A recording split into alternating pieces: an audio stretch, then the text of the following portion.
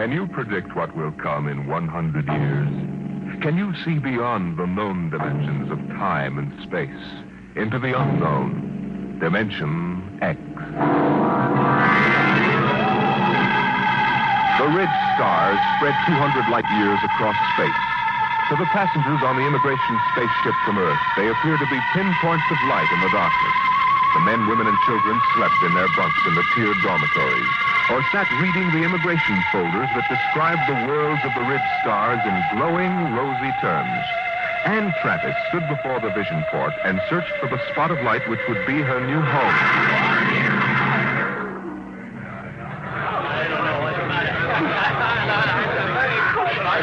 You can't tell which is which, can you? Well, I asked the steward for mine. There it is, you see? That nice, bright little star up in the left-hand corner. Oh, that one? Yes, Alpha 3. I'm going to meet my son there. He sent for me. Harry always was a good son. I used to say to my husband just before he died, Harry is a good son. I'm going to Dora 3. My sister's there. Oh, isn't that nice? It's a wonderful thing for a young girl like you to start life way out here. I used to tell Harry's father that if he had any spunk, he'd be out on the ridge stars making a fortune. He was assistant buyer at Bloomingdale's kitchenware. I see. Maybe if I asked the purser, he could point out Dora 3. Oh, well, you go ahead, dear. You've paid your fare like everybody else. What did you say your name was? Anne Travis. Well, I'm Lottie Elders, Mrs. Harold E. Elders, though, of course, I don't use Harold's name now. Are you all alone? Yes, my folks died last year. That's why I'm coming out to live with my sister. Oh, why, you poor child, traveling halfway across space with nobody to talk to. Attention. Attention, all passengers. There it is. I just know it. You are now within the Ridge Star quadrant. The trip is almost over. Captain Braxton wishes me to inform you that a vote will shortly be taken to determine on which planet of which sun every passenger of this ship will be landed. What is he talking The about? majority will decide, and all must abide by the decision. I don't understand. What did he say about a vote? I don't believe it. He said everybody had to go to the same planet, didn't he? But Harry's on Alpha 3. Look here, Mrs. Elders, they can't get away with this. They can't just set us down anywhere. I've got to meet my sister, but what can we do? I don't know, but I'm going to find out. I'm going to see the captain right now.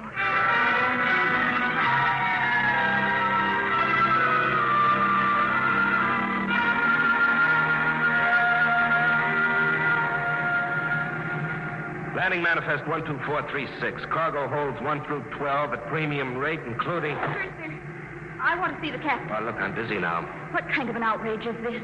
I'm going to join my sister on Dora 3. That's where I bought my ticket for, and that's where I'm going. Vote or no vote. That's what you think, baby. I'll call you back, Jerry. I want to see the captain immediately. Do you hear? Yeah, sure, I hear. Perfect in both ears. What's the meaning of this? What are you people trying to get away with? We're not trying, sister.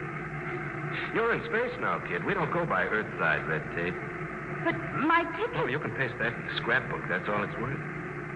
Where you're going, kid, fortunes are made and lost every day. The rich stars are wide open, and what the big operators say goes.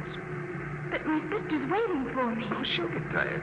It's a game, kid, and you're in. The folder said you were encouraging immigration. Oh, sure. But all the improvements in Earthside working conditions in the past 50 years were to prevent wholesale immigration to the rich. That's why we have to cut the price of the tickets below cost to suck you immigrants out here.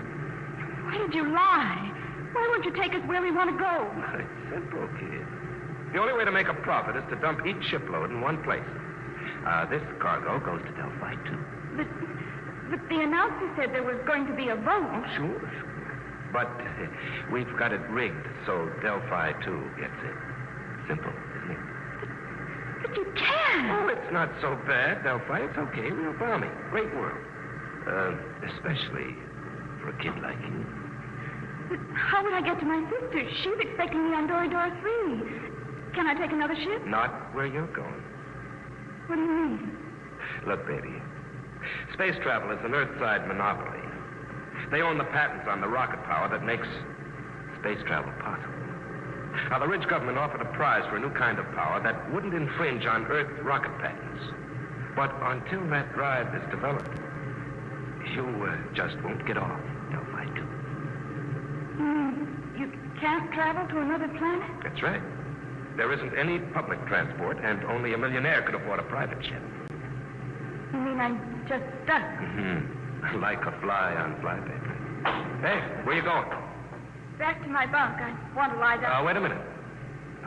I'm afraid you can't leave here till that boat is taken. Why not? Well, I'm a kindly type, friendly fella. I always give a straight story to anybody, but that means I've got to keep them under wraps. So, you'll stay right here till we land on Delphi 2.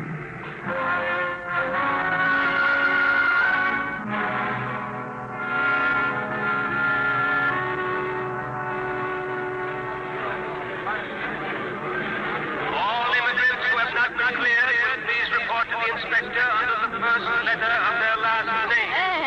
Anne, where have you been, child? I looked all over for you. They kept me in the prison cabin. Mrs. Elders, what shall we do? I'm sure I don't know. Harry, he's my son, you know. He'll be just frantic. I know. Attention. Any immigrants not cleared or in the proper line in 10 minutes will be indefinitely detained. Oh, dear, I haven't been cleared yet. Oh, you'd better go then. I'll wait for you right here. Oh, be sure you do, dear. I'm so frightened. Oh, which way do I go? Oh, the E sign is over there, see? Oh, I don't have my distance glasses. You will wait for me, dear? Yes, right here. Go along now. All right, you. Come on. Who are you? Never mind. Come on. Grab her, Al. Come on. Let go of me. What's the idea? Let go. Get her. Who are you? Let go. Let go. We can't take any chances, Al. Put her out, right?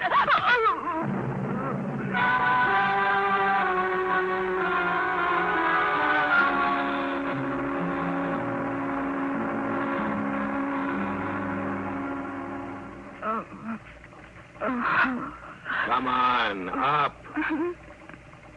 What happened? Come on, sit up. What? Who are you? Your face. That's a motor-driven face dissolver mask. I've read about them. I've never seen one. Who are you? That's why I'm wearing a mask, because I don't want you to know. But there must be... Look, lady, quit babbling. I hauled you in because you're pretty and intelligent-looking. But why? You're going to make 1,000 stellars for yourself, whether you like it or not. Now stop looking like a scared rabbit. You can't do this. I'll call the police. The police? What do you know about the Red Star's government? Nothing. Obviously. Around here, things are different. Now, listen. You go to the New Sol Hotel. As soon as you're registered, you go to the Fair Play Employment Agency. They'll take care of you. Now, take this. It's a tape reel. Play it back in your room. It'll tell you what to do. After it's played once, it'll destroy itself. Is that clear? I don't understand this at all. Have you ever heard of the 7-day poison? I don't think so. Well, it's an interesting device. It feeds on the blood. On the 7th day, undergoes a chemical change, and... very easy to use. You just inject it like this. Oh. Yeah, it's all over. For 7 days. The beauty of this poison is it can be made to look like a rock pattern in many thousands of small variations. But the only antidote must be some of the original poison at its base. And I have that. Don't get hysterical. I'll keep the antidote here. You can get it after you've done what I want. But I don't know where I am. I don't know who you are. What if something happens to you? That's your problem. But remember, the police can't help you. I have the antidote to the poison. All right, I'm through with her. Take her out and drop her at the hotel.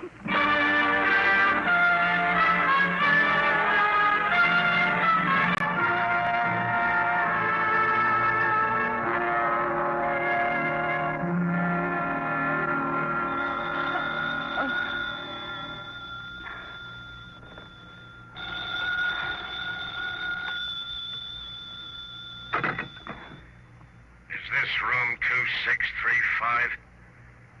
Yes? And Travis? Yes? Who's this?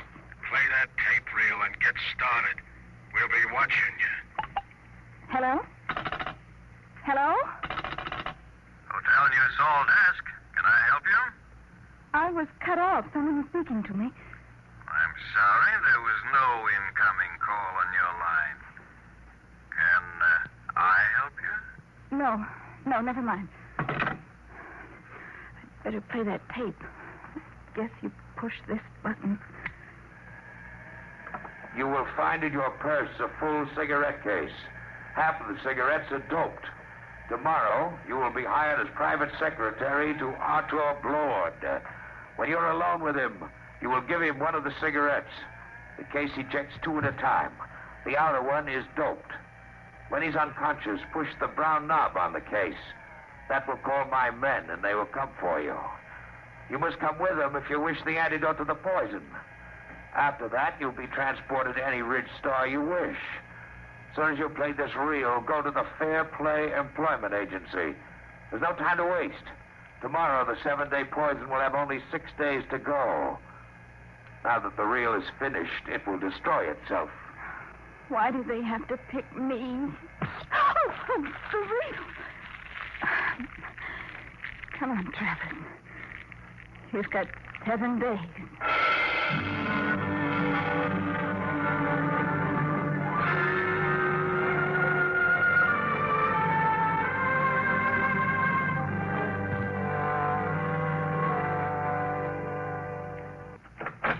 Come in, Miss Travers. Well, everything seems in order. I must verify one thing. Yes, Miss Margerson? You did arrive just yesterday on that immigrant ship from Earth. Oh, yes, sir. And this is your first job, not only on Delphi, but on any planet other than Earth. Yes, sir, that's right. We'll check that, of course. In the meantime, we can go up to see Mr. Blord. You'll be his private secretary. This way, please. Did you say... Did I say what? Never mind. Nothing. Have you heard of Arthur Blord before? Not exactly. You would if you'd been in the Ridge Stars longer. Amazing man. Amazing. We'll wait here for the elevator. He must be very important. Important? There are names out here that they've never heard of back on Earth, and the greatest name is Arthur Blord. Really? In less than 10 years, he's made himself an astronomical fortune. Astronomical. Here we are. After you. Penthouse. What's he like? You'll see. Very dynamic. Sharp. He outsmarts the big shots, the planetary operators. They exploit whole worlds. He exploits them. They hate him, the Ridge Star operators. Well, here we are. Come along, Miss Travers. Mr. Blord is waiting for you.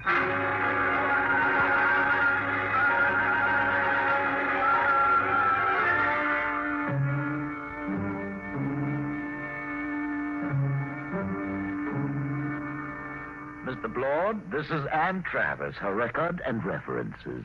Not interested. You check them. Margerson, get out. Yes, Mr. Blord. Ready, Miss Travis? Yes, Mr. Blord. Take this dictation. Chromium field on Transion 4, value 100 billion stellars. Just plain slogging. Let somebody else do it. Trigona 7, Forest, all treasure wood, priceless. Dennis Carey, operator, hard, cruel, brilliant. Should be interesting if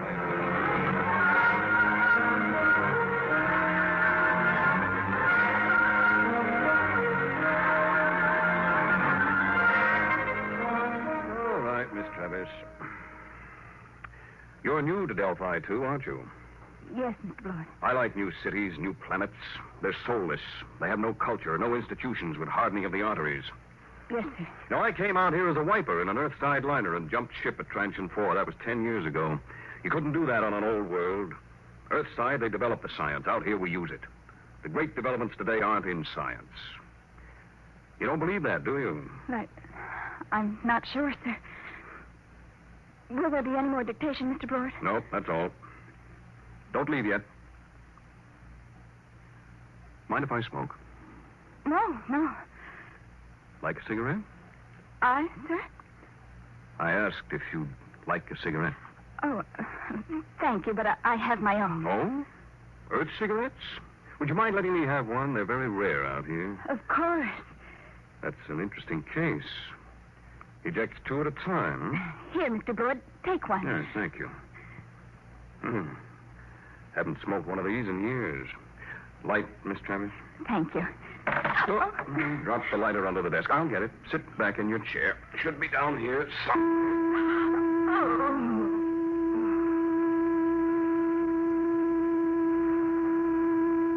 Miss Travis. Miss Travis.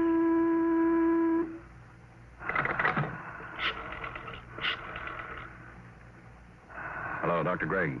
Lord. I've got a girl here I want you to examine. No, she's out cold. Nope. Had her sitting in that wired chair, and I just threw the switch. There was something phony about her from the beginning. The pickup needle from her chair was jumping like a kangaroo, and when I mentioned cigarettes, it practically blew a fuse. That's what I want to find out. Why she should be carrying doped cigarettes. I want her examined. The full hypnotism treatment if necessary.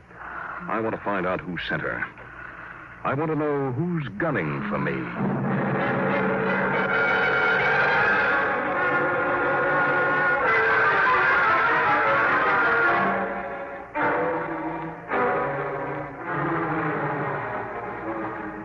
There you are, Lord. That's the best I can do, short of a full-length narco analysis. You sure about that 7-day poison? Absolutely. She's got less than 6 days. And she was right off the immigrant ship. This is the first time I've had a plant. Somebody found out I hire 'em fresh from Earth. I've got her memory track on that face dissolver mask. It was Delaney. I thought so. But he isn't working alone. It's that gang working for the prize on the new space drive. I got into the competition 2 weeks ago, and I guess they're afraid of losing the money they've put into research. What about this kid? She's got 6 days to live, and I wouldn't take any bets that they try to save her if she doesn't deliver the goods. They wouldn't even save her if she did. Delaney wouldn't want witnesses. Doc, set everything up the way it was before she went under. What are you going to do? I'm going to let them take me. Wait a minute. They're liable. I know what they're liable to do, Doc. You take care of the girl and leave the rest to me. Okay. It's your funeral. Maybe. Now, let's revive Miss Travis. You set up the projectors. Come on, hop to it.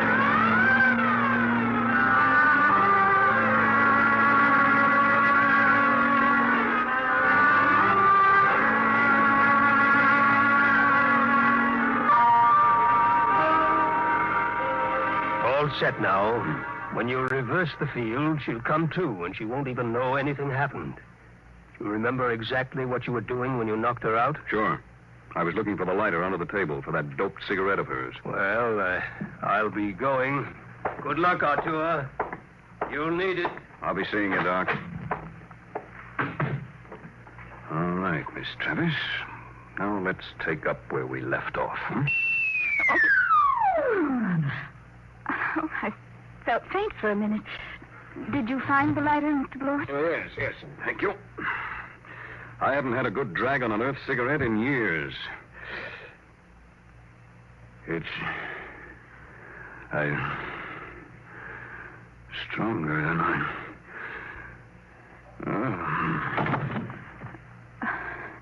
I've got to call those men now. Let's see the brown knob on the case.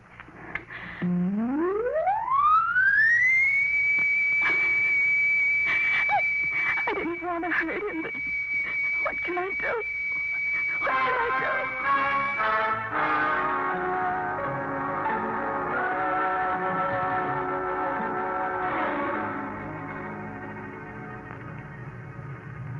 How's Blord, Hal? I'd like a light. This dame sure fixed him. do? Where are we going? What do you care? Tell her. In 6 days, it won't matter. The boss give orders. What's the difference? These two are dead ducks. What do you mean? You think the boss will give you that antidote? He promised. Al, he promised. Did he really? But did he give his scouts honor? You know, spit twice and cross his heart. Please, stop it. What will happen to him? Blord? Oh, you got me. Last 3 guys I brought over here ended up in the disposal unit. You mean they'll kill him? Wouldn't be surprised.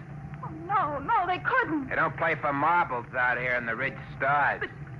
But the police. It's just like Earthside, sister. Police take their cut and arrest a couple of bindle stiffs every night to make it look good. Lord was playing around with some pretty big men. He knew what he was getting into. Oh, I didn't think they'd kill him. I don't know anything about the Ridge Stars. Oh, that's tough, lady. Real tough. There's the beam. We're hit. All right, fasten your straps. I'm taking her down.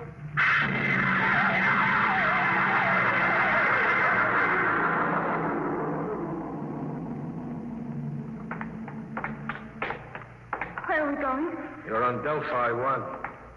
What is this place? A private estate. Very private. How you coming with Blore now? He's happy. All right. We stop here. I gotta spring the voice lock.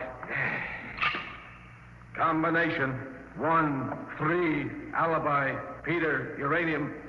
Repeat. These things never work. 1-3 alibi Peter uranium.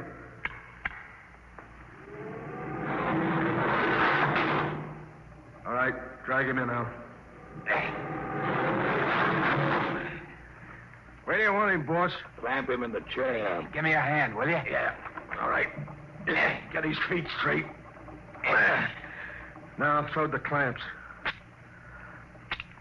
Inject the key stimulant. Right, boss. Tear off his sleeve, Al. All set, boss. Do we have to keep on the masks? I got a cold. No, I think we can do without them. Shut off the power. There we are. He's coming to. Delaney. What am I doing here? I think we can get down to business, Lord. We represent 90 companies.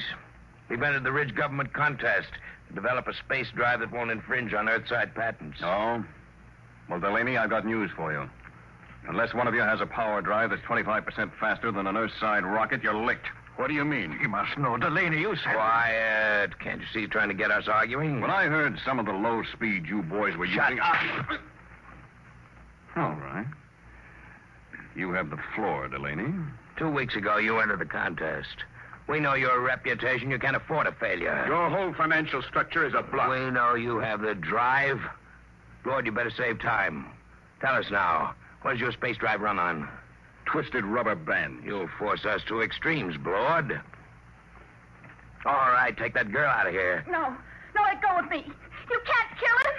I didn't know you tricked me into getting him. Get her out. Come on, sister. Let's go. Oh, all right. So you want to play rough?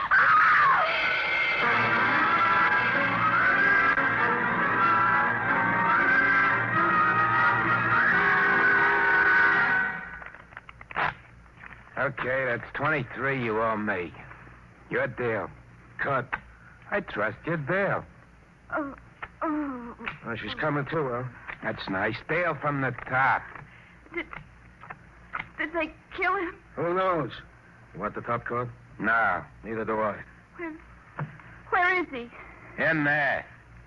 They'll let him go, won't they? They've got to.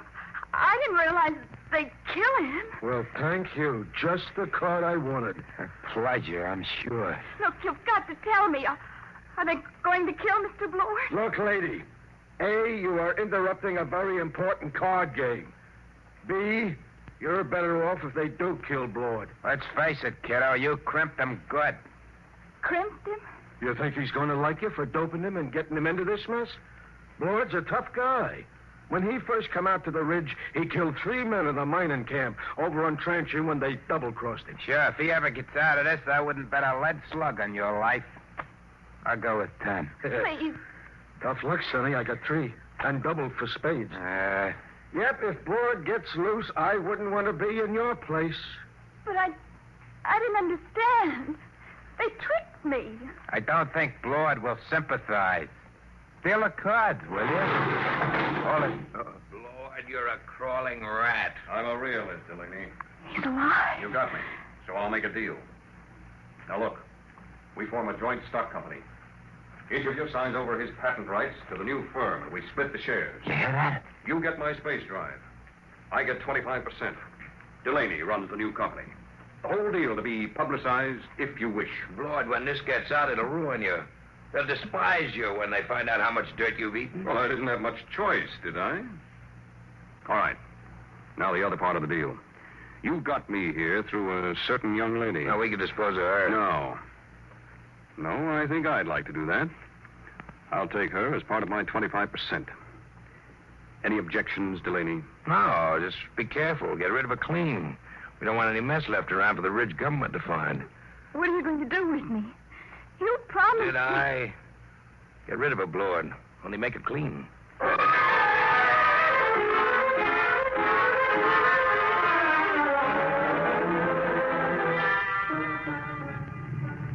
You can loosen your strap now.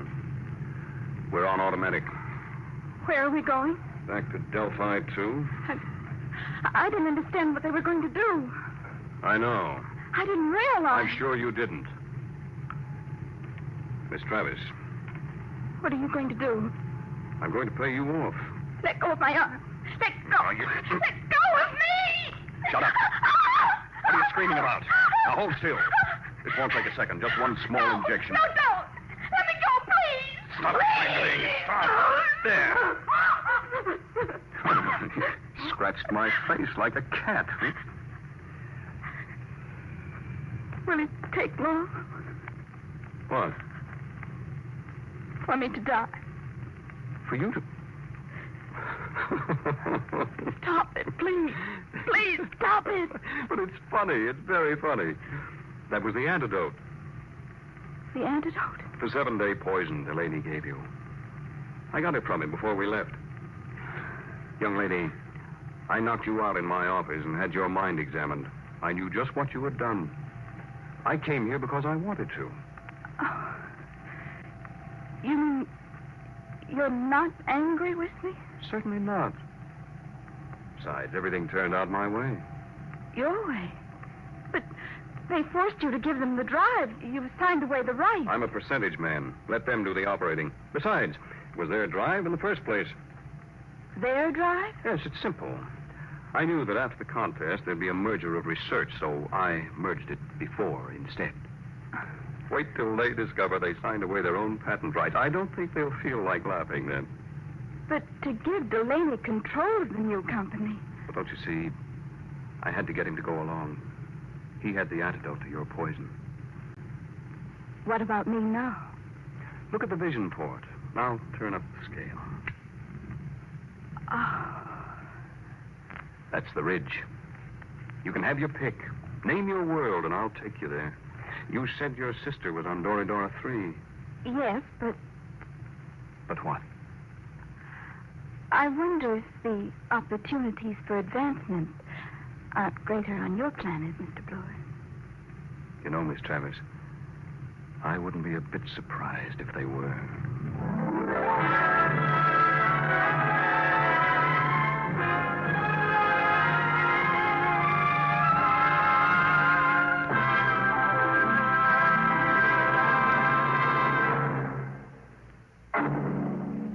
How would you like to live in a world no larger than a single gigantic rocket ship? You'll find out more about it next week on...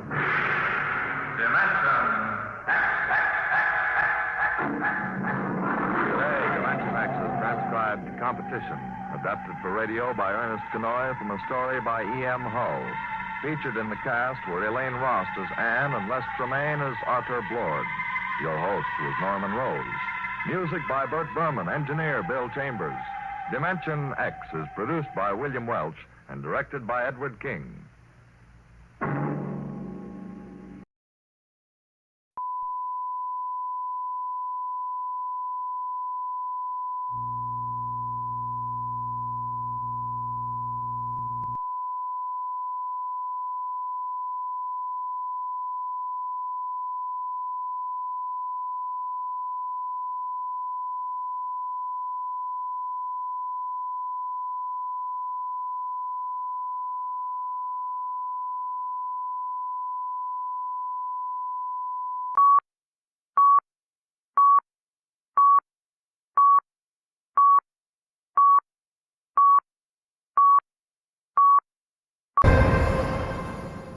Check, check, testing. 1, 2, fuck it.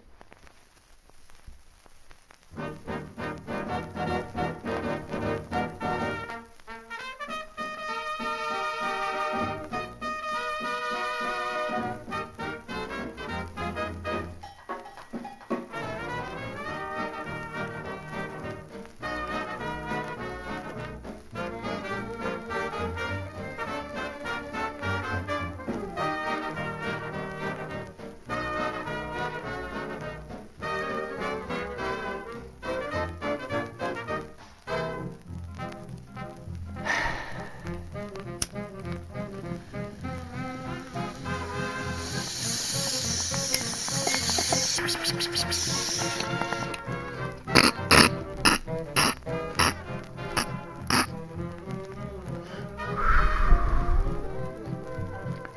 yeah, baby. Oh, yeah. Oh, yeah.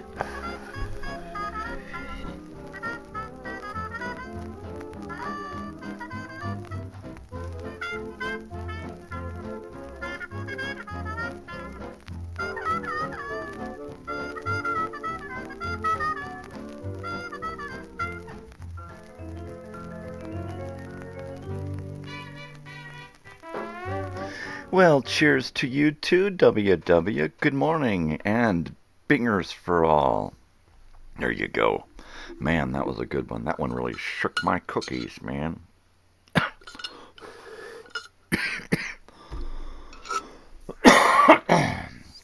Yeah, that's really a live bong hit there at the beginning of the show. That coffee clang, clang, clang, that's recorded. Because I could never do both. So, you get a live bong hit every morning. There you have it. There it is. Man. Oh, thank you. Thank you. You know what? It's always difficult to pick out a shirt in the morning. I've got like 100 of these graphic t-shirts. And my daughter, she surpassed me because the last concerts she's gone to, she keeps picking up more and more t-shirts. So she left me in the dust. But I do have about 100 t-shirts to choose from every morning. And I never know what to put on. I mean, sometimes I just want to put on the same shirts every week, really, Make it easy on me. I think what I'm going to do is I'm going to get a big chest, right? And as I pull shirts out and put them on and wear them on my show, they're going to get laundered and then put into that box so that eventually I'll go through every one of my shirts one at a time. That sounds like more fun. I was keeping track of my shirts in the first and second season, even a little bit in the third season. But after a while, it just gets out of control, and I just cannot remember what shirts I'm wearing from day to day unless I write them down on my daily agenda. I just lose track. I get the sniffles, man. That bong hit really just jacked me up, man. Just jacked me the fuck up.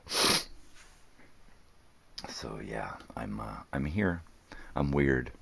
Get used to it. I am. So what the hell is going on out there in the world today? What's the record of the day, WW? Since you're the one here, you're the one here. I do too. I usually wear the same shirts for a few days. You know what? Over the weekend, yeah, I will. I'll just put the same shirt on every morning when I get up. But during the week, I'll wear a shirt in the morning, and then maybe when I go out that afternoon or that morning, I don't want to wear the same shirt out. So I'll change it. Sometimes I'll wear two, and then if I go out in the evening, I might want to change it again. So there are occasions where I'll wear three shirts in a day, and then there are occasions where I'll wear the same shirt for 3 days. Yeah. But, that's because I'm a ray of fucking sunshine. When Joey shows up, I got to remember to text him, private text him this tracking number for his computer cable. The missus sent it off yesterday. So, and what did she do? Priority. What did we do? Priority mail. Expected delivery Friday. Okay, well, that's pretty good. That's about the time that he should be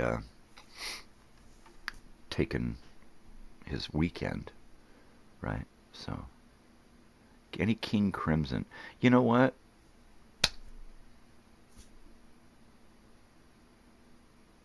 Joey just asked me about King Crimson.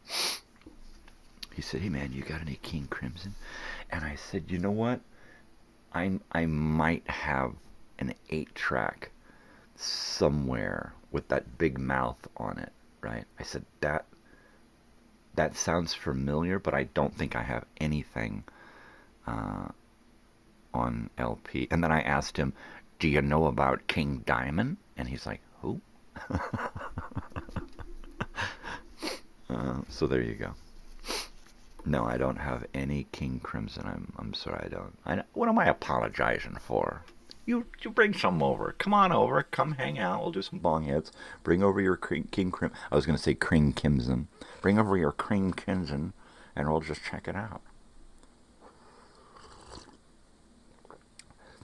Cream Kismet. That's what it is. Cream Kismet.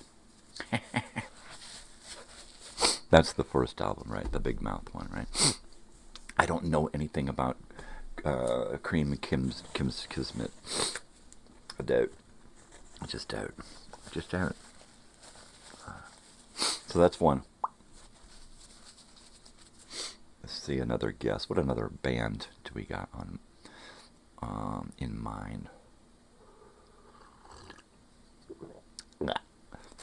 I could put on some ABBA, or some Bread, or some Chicago, or some Deodato, or some Everly Brothers, or some Firefall, or I'm trying to go alphabetically and think of bands that I have.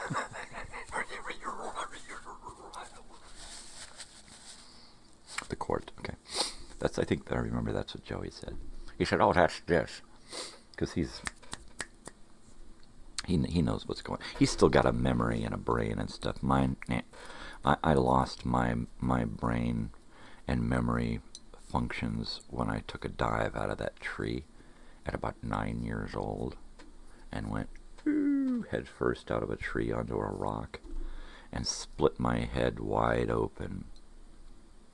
And that was the defining moment in my life where things changed. Things changed for me drastically. They changed for me in school. They changed for me at my home life. They changed for me completely. My brain was completely different after that. And I could totally tell you, I can go right back to that moment and tell you that's when I stopped smiling all the time. That's when I wasn't happy anymore. You know, that's when I started to be mad all the time. That's when I started seeing red, right? That's when I used to close my eyes and just push my fists over my eyes and sit. And just sit there, just trying to block out the world, right? Yeah, a lot of things changed there. Bob Dylan. Yeah, I think we did some Bob Dylan before. I think the only thing that I had on an LP was The Band. Is that right?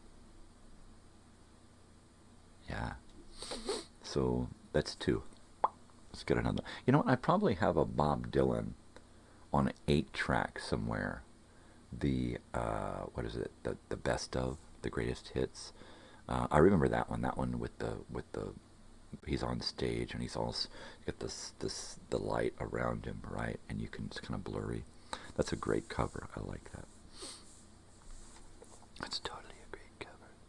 Everybody got pissed off at Bob Dylan when he went electric, right? It's like, oh man, he sold out. Well, he just changed.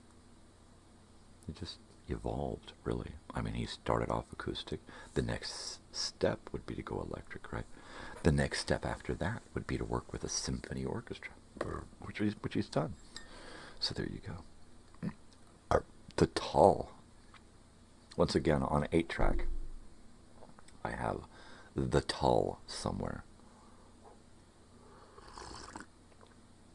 I'd love to be able to aim a camera around somehow to get you to be able to see where I would be looking for these things. So I've got records on this side of the room, and then on that side of the room I've got 45s and 8-tracks in 2 big giant drawers. And that's some hellacious searching right there. But let me go look. Let me see if, first of all, can I aim this camera over at will it work if I did this?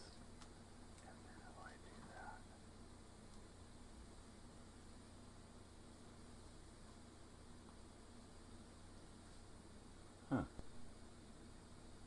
maybe that will work. Let me go check it out real quick.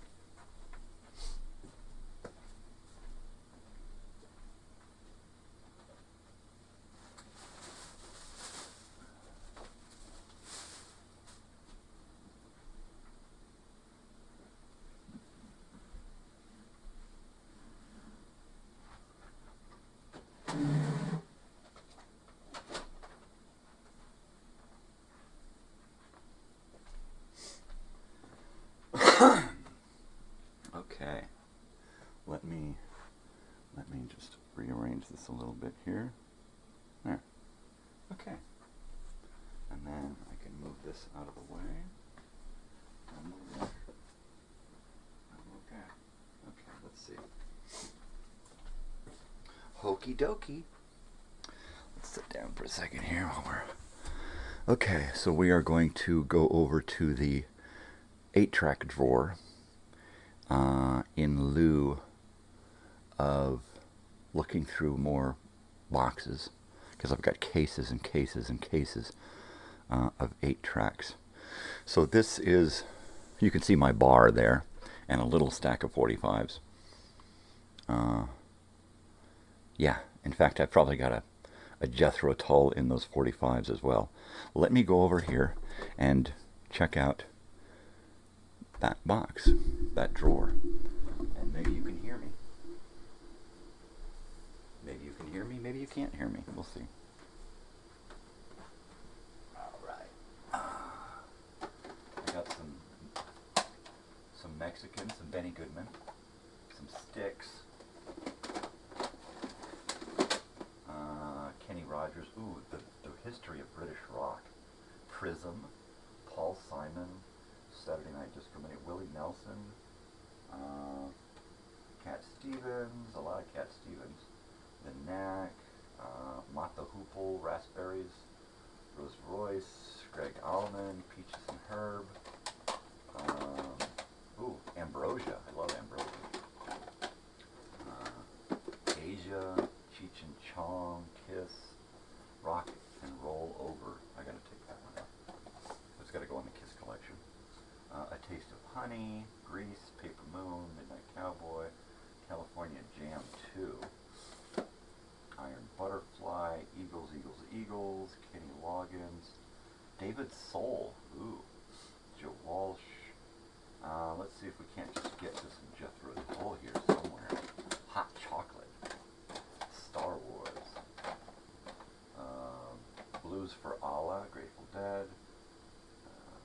So we got a lot of the Joe Walsh and James gang here. Jeff Beck, more Joe Walsh, Sgt. Pepper's. I know we got some Jethro Tull somewhere here. Red Fox, Pure Prairie League, Chris Christopherson. Let's see, Mouth to Mouth Lips Inc. April Wine. Oh, that was who it was. That wasn't Ambrosia. That was April Wine. Harder, faster. I don't have my comments there, so I'll be back to read the comments in a second.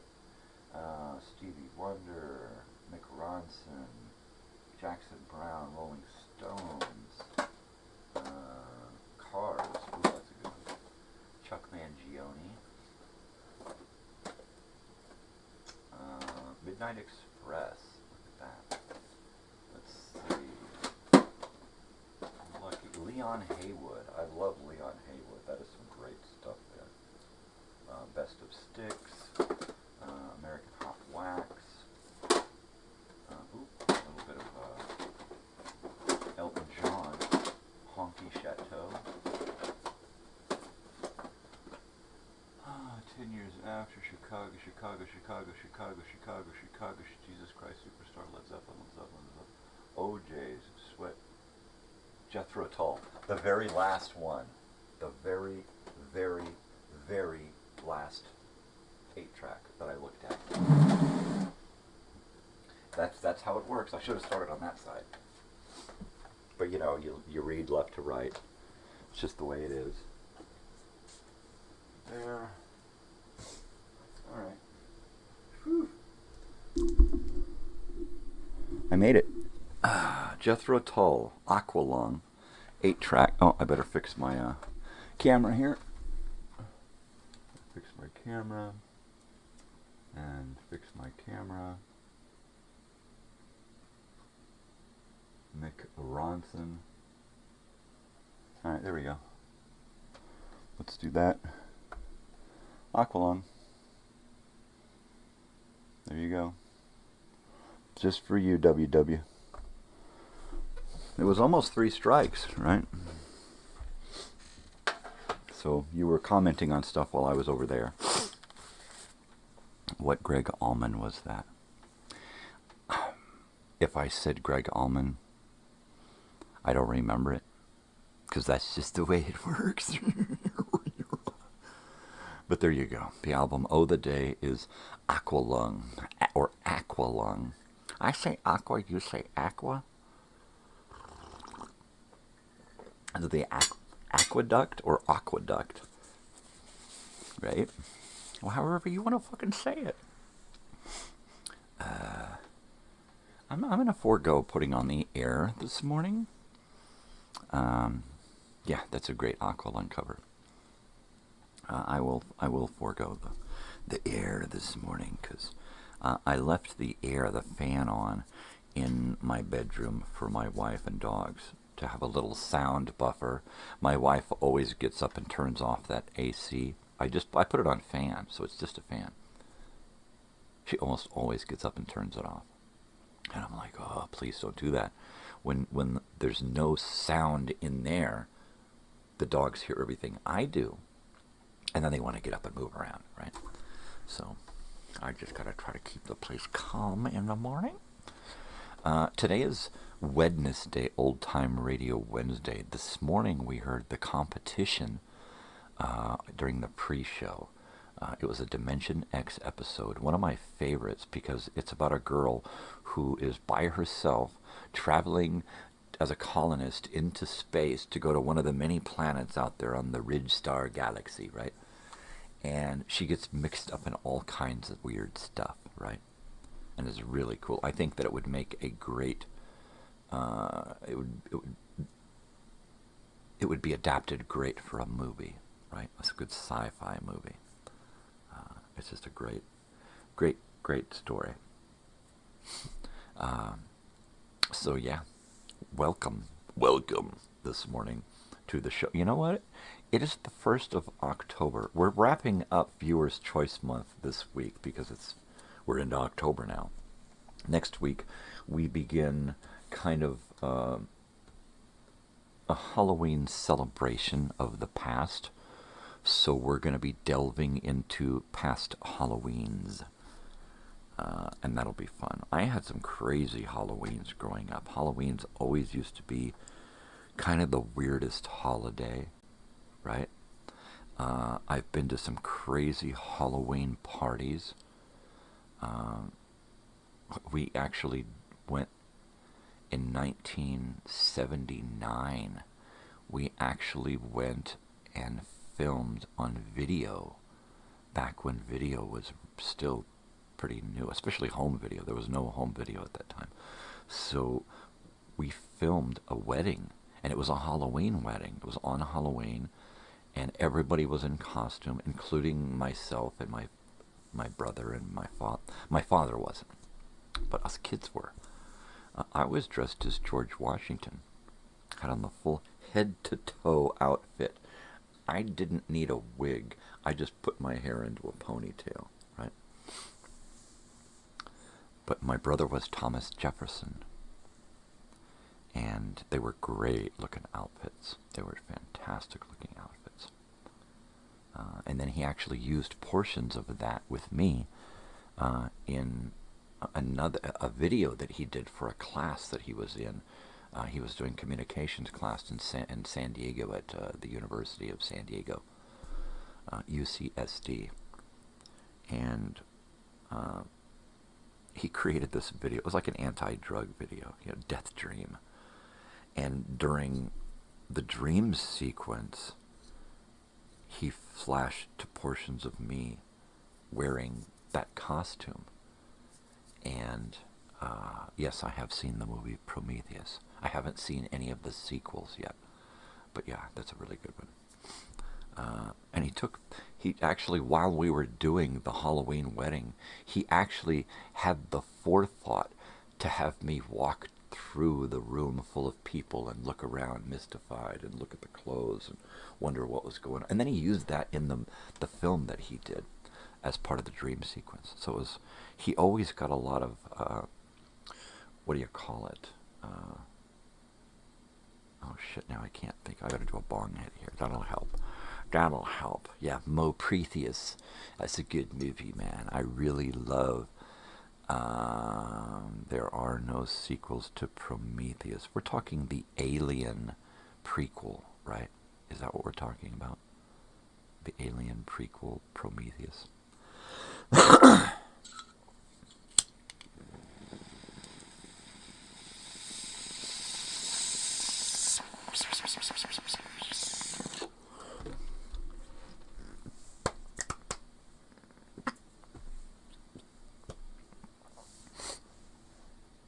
Then get your shit together, brah, because there are sequels to Prometheus. I think there's 2. Let's check it out.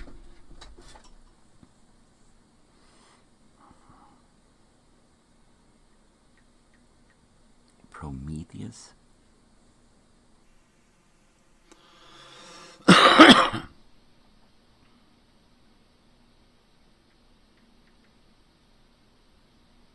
Okay, Prometheus.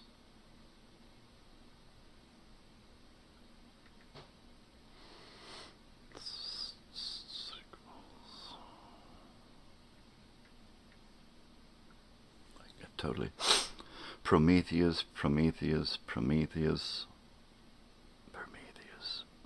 Really, I do believe there is a Prometheus sequel or prequel or something. Prometheus sequels will explain where aliens came from.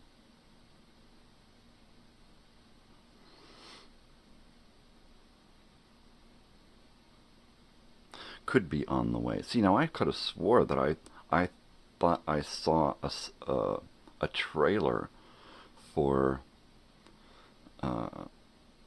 another Prometheus type movie. Same shit. Well, I apologize if I got you excited.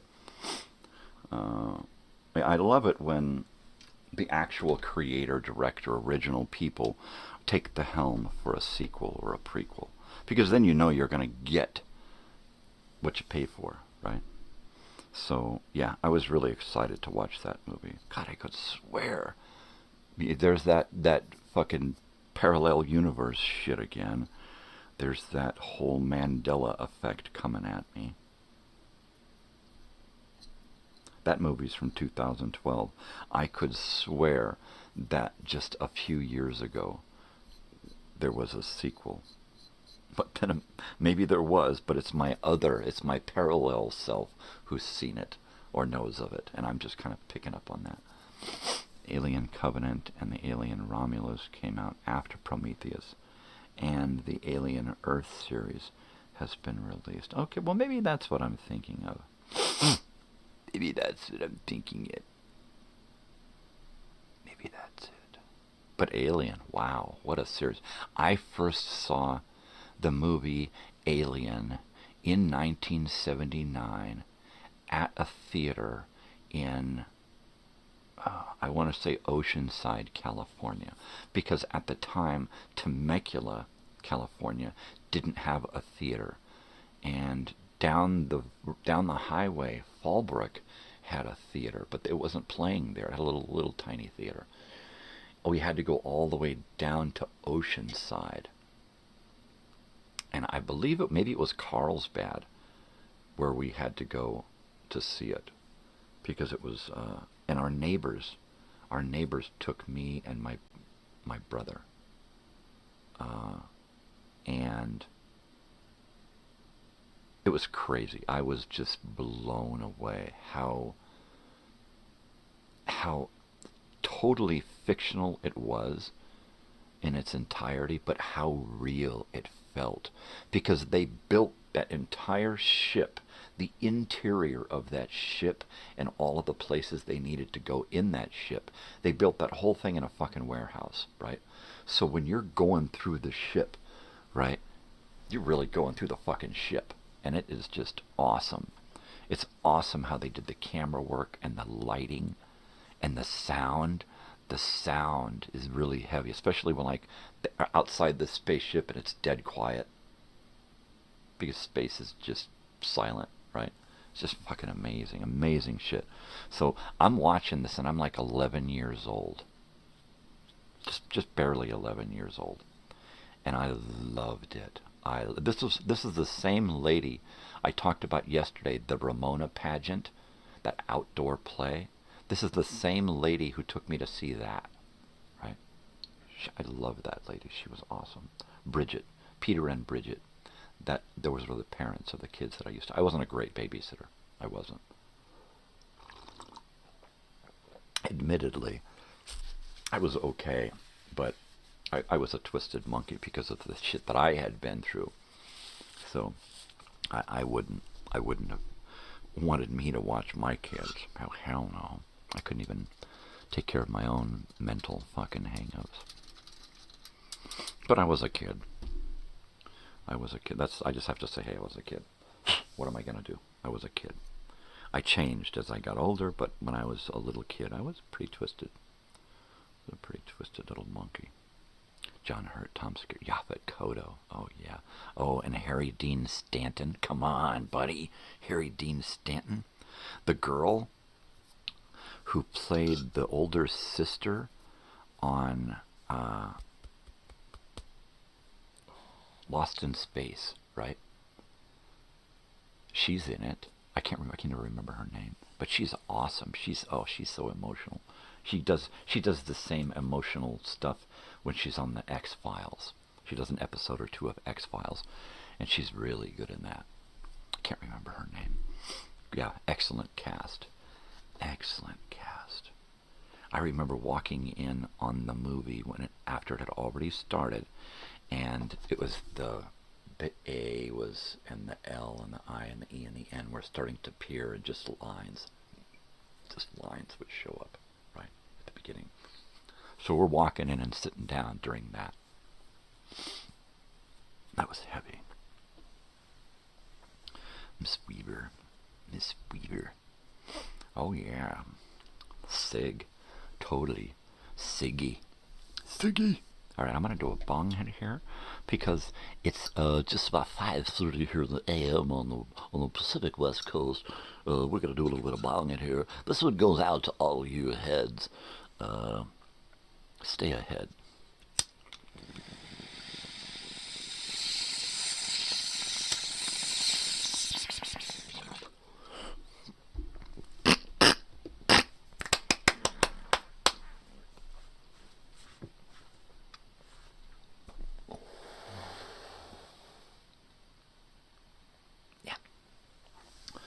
All right, there you go. So things are still a mess here. I haven't done anything here to straighten up. I haven't been worrying about it. I just haven't. I'm going to let things happen organically. She. Oh, she is. Sigourney Weaver. Yes, Moneypenny.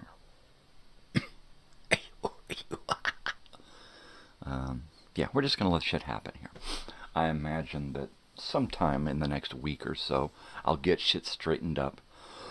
I got to bring me boxes back in. I got to get my chair out of this corner so I can bring in things to fuck with. As soon as this desk is empty and I've just got a few desk set items, then I'm going to get back into the whole machine opening and repairing and that kind of stuff. As soon as I can get this straightened up, I'll bring in some more things to play with. Out with the old, in with the new. That's what it is. Out with the old, in with some more old.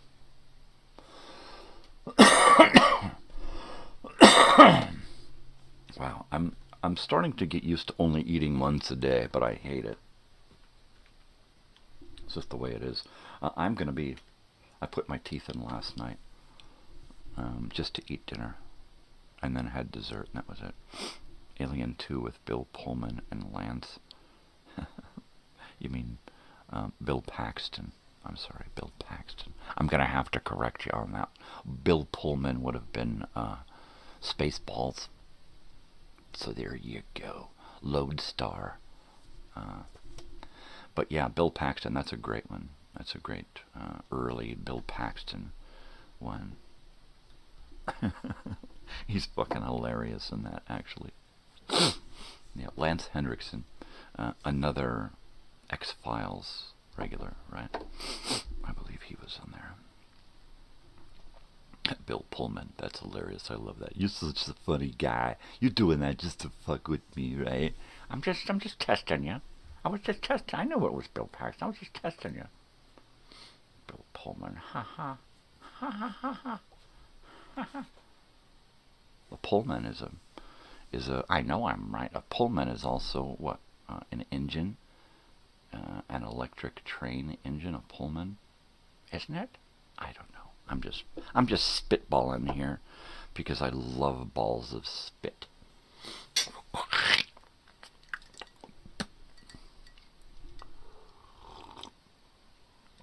Oh, I know I'm right. When you're right, you're right. When I'm wrong, I'm fucking dead wrong. I mean, like, dead wrong. He's dead wrong. Pumpkinhead with Lance. Pumpkinhead. I don't remember Pumpkinhead. It's October, so I'm gonna have to write that down.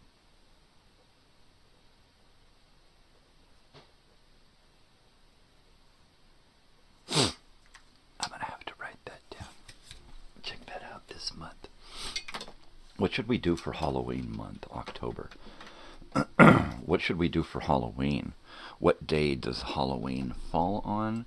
And what can we do for Halloween? Ooh, Halloween falls on a fucking Friday. Isn't that great? So, Halloween Friday. Do we want to do a live show? All day long? Like Prometheus has sequels. Well, now you're really getting me. He's got zingers.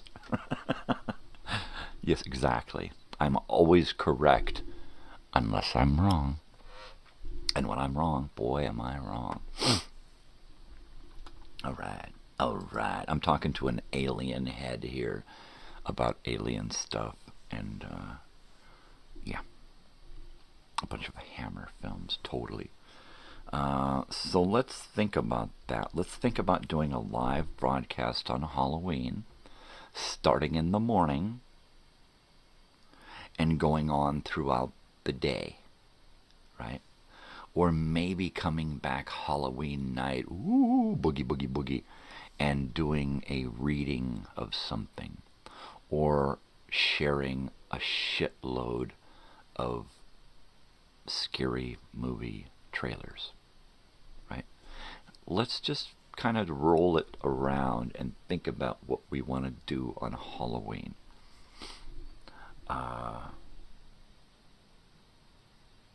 Some kind of trick or treat, you know?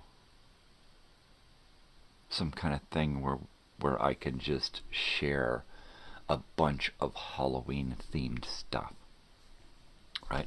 Let me go heat up my coffee, and then we're going to do a bong hit, because we never do. We never do bong hits in the morning, so we're going to do surprise bong hits. Right? He's being facetious again. Yes, sir. Yes, sir, indeed.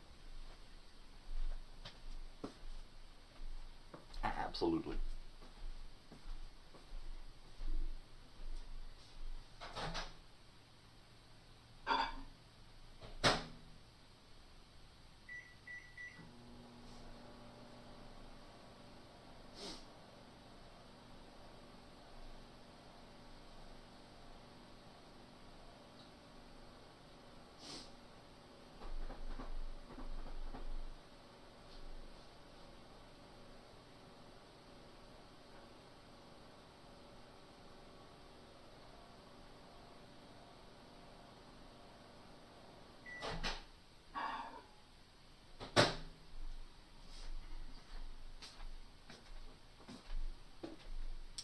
Yeah, you know what I was just thinking? I know for sure that one thing I have never done is taken all of my 8 tracks and put them all in the living room together and gone through and organized them. Right? I know I've never done that before. And I think if I can begin that organization process here on the show, I think it would help. So I think what I'm going to do is bring in my daily boxes filled with 8 tracks, and then every day take a few minutes to go through each box, because each box I would think should hold almost 100, at least 100, if not more.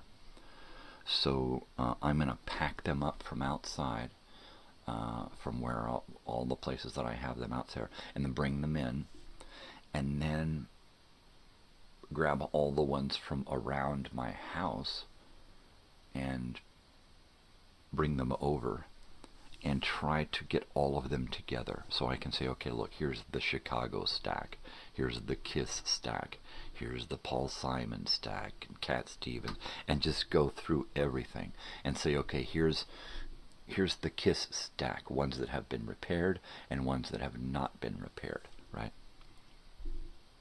And then from there, I can then group them according to condition and price, and then try to get a handle on all of them, because I've just got hundreds and hundreds and hundreds. So it should be fun. It should be fun. I've got so many, like those 3 and 4 cassette cartridge sets, right? Like the swing era, you know, Elvis Presley, country western hits, just tons of different. So Pumpkinhead has a plot kind of like Pet Sematary. Lance Hendrickson's son dies, so he has to go and meet this old witch in a swamp to call the Pumpkinhead to avenge his son's death. Yeah, it sounds pretty crazy. It does sound a little Pet Sematary-ish. Yeah. Weird stuff. I like fantasy, science fiction, horror, that kind of stuff, because you can get away with anything. You can just make it up as you go. When you stick to reality, then it's the reality that's scary, and I try to escape reality. So that's fun when you can get into something it's all about reality, but there's this whole fantasy thing around it, right? Yeah. Bring it on. Bring on the fantasy. I totally dig it, man. Ah, yeah. And that coffee is good this morning. I switched brands. I think it's called Wide Awake. It's this, like, I think an owl with big giant eyes, big hooters, and peepers. And it's like the house blend. And then I switched the setting on the machine, which I hadn't done before. And I switched it to dark. And it's just got a nice, rich, strong flavor now. So the Pumpkinhead Monster looks amazingly good. Oh, now I know what you're talking about. Yeah. Do I have any Pumpkinhead? I have a bunch of horror. Hellraiser, Friday the 13th, Dr. Giggles, Jason, Hellbound, Friday the 13th, FX, bunch of weird Funhouse. I thought that sounds familiar. You know, I've got like several other boxes of cassettes. These, what you call it, VHS tapes everywhere. I sent my brother a copy of E.T. Along with a few other copies of some good stuff to watch on the VCR that I sent him, because I like to share the fun. Evil Dead, Evil Dead 2, Army of Darkness, it's great to have crazy, weird, fun stuff on VHS, so that when you can, it's like a time travel film festival kind of thing. No, I can't seem to find a pumpkin head in there, but that doesn't mean that I don't have one somewhere. Google him. I'm not gonna Google you. Google him. Jeez, you pervert. You want to Google some? You Google him. Give me. My hands are up here, man. I didn't do no Googling. Just don't even look at me. He did it. Hey, who Googled me? You son of a... Oh.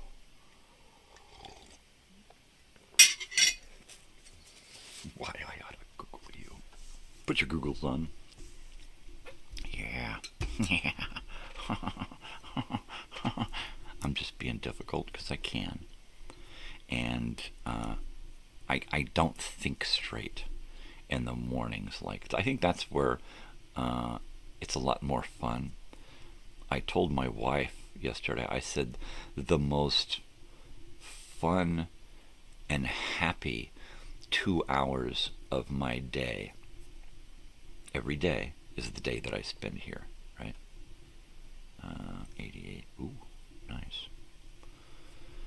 And then I told her, it's like the first 2 hours when I wake up, the first 3 hours that I wake up in the morning after a couple of hours sleep, that's the best time of my day, the happiest, the most fun, the most challenging, the most interesting.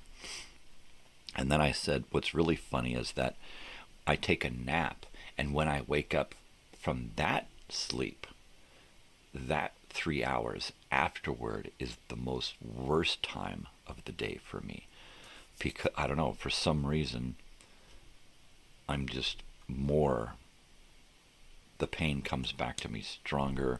I'm in kind of a daze. Maybe it's because I sleep a little stronger and harder during the day than I do at night. Nighttime is hit and miss. You know, nighttime, I'm up every hour to take a piss.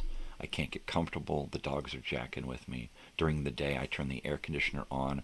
I tell people, I ain't here. And I close that door, and I'm in there until I come out to take a leak. Right? And I seem to get a better sleep. That just means that when I wake up, I've been laying in one position for longer than evening. So my body aches. Lance Henriksen.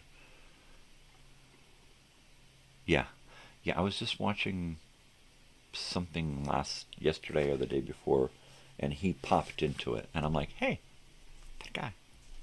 He's in everything. And the first thing I thought was Aliens, the sequel. Because that is, yeah, I say Aliens. You say Alien too? I say Aliens.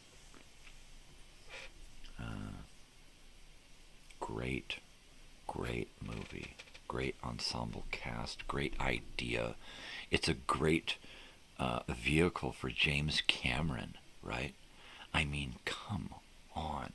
He had just come off, Terminator or something, and something else, and he did Aliens, and it was like, he could have just gone on and done more of his own thing, and they asked him to do the sequel, and he's like, I could totally see this, and he did such a great fucking job with it, James Cameron, because previously, James Cameron had been a set designer and the arts department guy, right?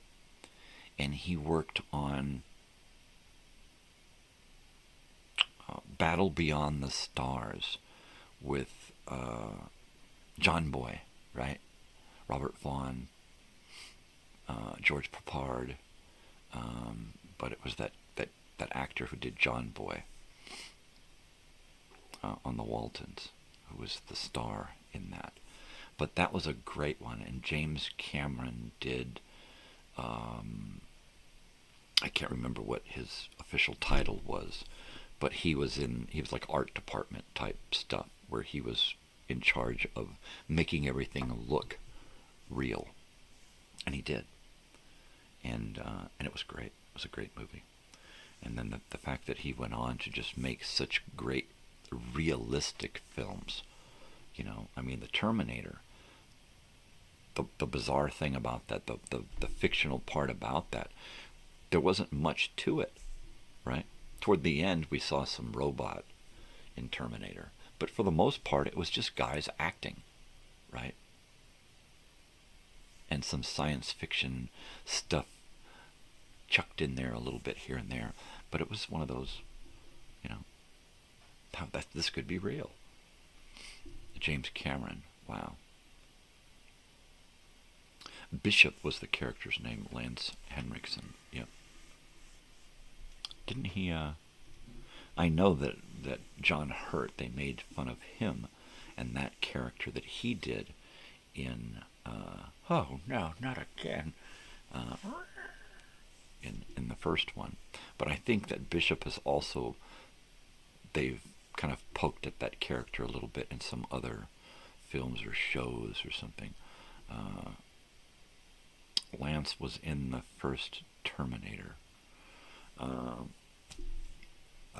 Was he in the future, or was he in the? Was he one of the cops or something? I can't remember. I can't remember. I don't remember. My memory is not that great.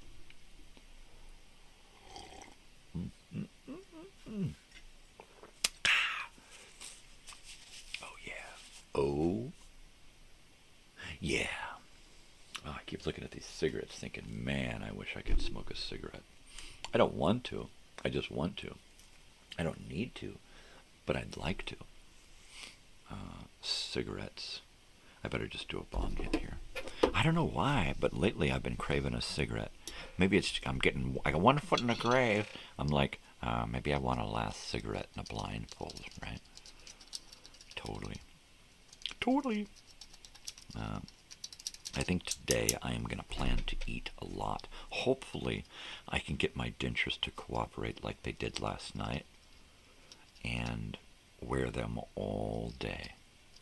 If I can do that, I'll probably eat down there in the desert after I drop my daughter off, get a nice little lunch, and then come home and have a nice big dinner, right?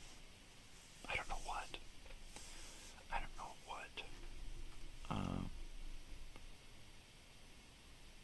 I just don't know. Okay, that's right. He did play a detective in that. Okay. Now I remember. I remember now. I totally remember.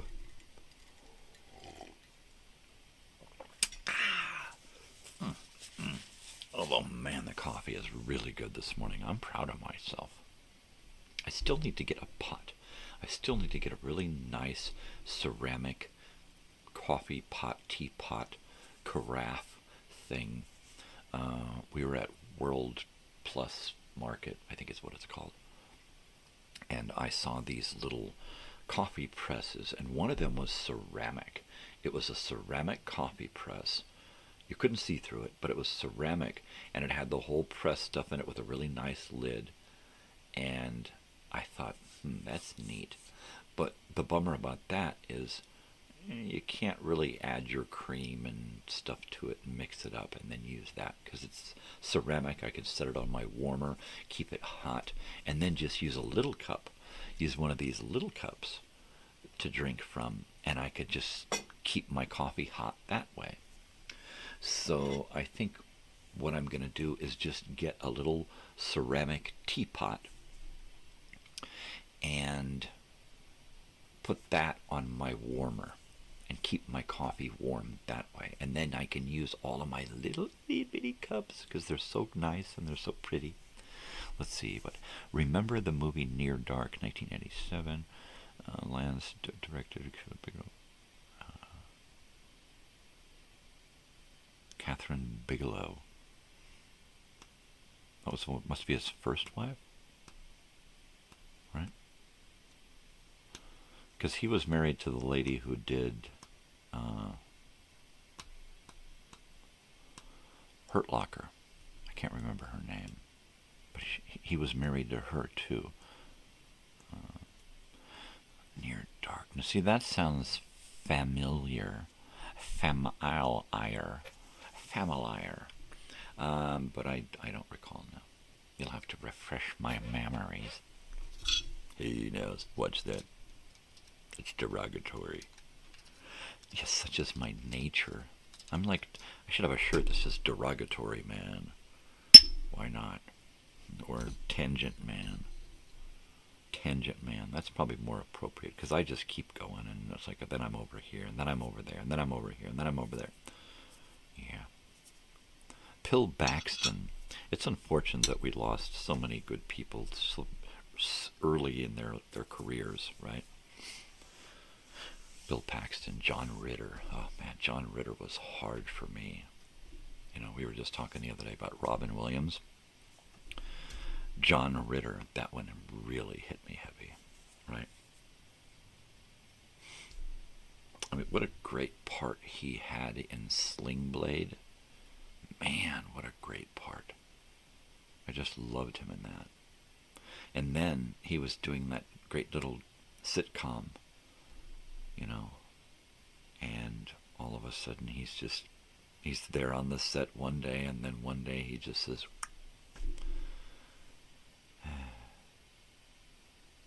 yeah.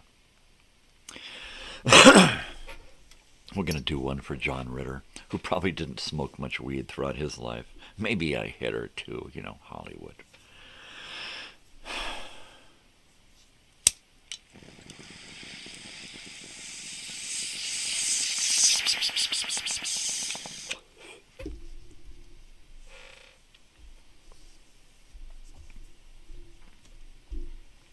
John Ritter's one of those guys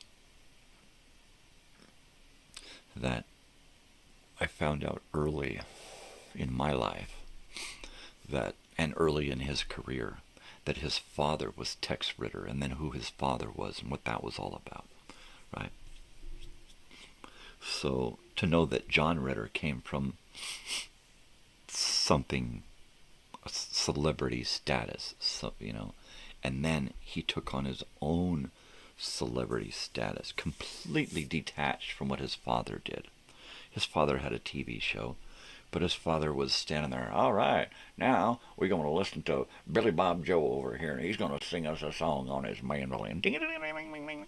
And that was his show, right? And he was a country western singer. But John Ritter, wow. I remember seeing a little documentary on TV about Tex Ritter, and it was hosted by and narrated by John Ritter, and it was really great. But that was long ago. Bill Paxton, Near Dark, was a neo-western about a man who becomes involved with a family of nomadic vampires. 72 movie Gargoyles. That's another one that sounds familiar, like I have it somewhere, right? Yeah, I think I'm familiar with Gargoyles. Garls for sure. That one, definitely Garls. But Gargoyles, I'm not sure. I'm not sure. Like, you know, I get confused real easily. So I have to stop, take a breath, and then I'm short-breathed because COPD and the amount of bong hits that I take every morning. I do more bong hits in the morning than I probably do the rest of the day. I smoke more weed in the morning than I do the rest of the day.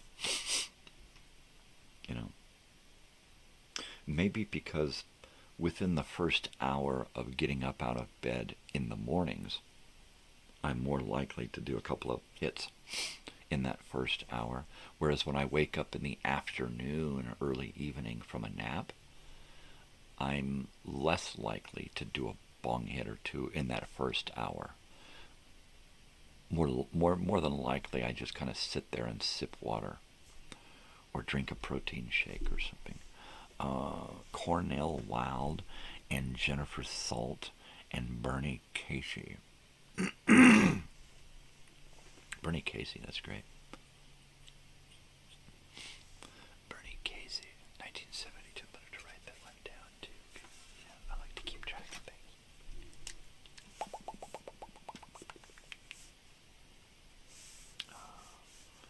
Let's see. Hello. What sold this then? Oh, I wrote something in the wrong place. Now I have to erase it. There we go. And then we're going to do that there, and we're going to do this here. Gargoyle.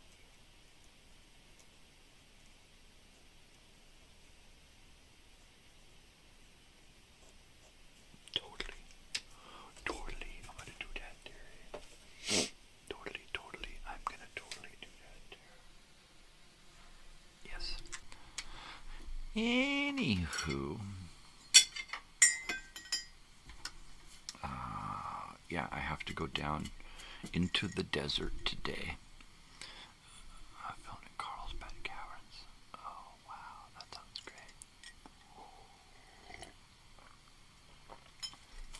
I was just talking to my daughter the other day about national parks, and that was one of the parks that I mentioned. I said, it'd be nice if we could do some kind of family road trip this summer when she graduates and gets her bachelor's. Because from then on, she's probably not going to be looking towards school again until she can afford the time and money to do her master's degree, which probably a lot of people wait because, first of all, they get their bachelor's and they start working and they're just burned out on school. And it's expensive, second of all. It's expensive to go get your master's. It's kind of pricey. So she's got to be able to do it effectively, and right now she don't want to do school anymore, and I don't blame her. She's been doing school since kindergarten, since she was 4 years old, and started kindergarten early.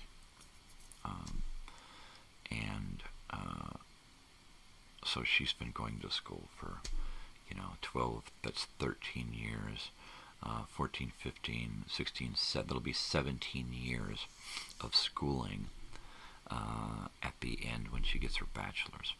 That's a lot of schooling. So it's time for her to take a break. And I thought, you know what, if she's going to do traveling on her own and go around and do stuff and go places and see things, I'd like to be a part of that at least a little bit and do some kind of family adventure, right? Pack up the dogs and everybody and take off for a couple of days a week, whatever. When I was a kid, we used to go traveling and we'd be gone for a month. We'd come back and all our shit would be gone, literally.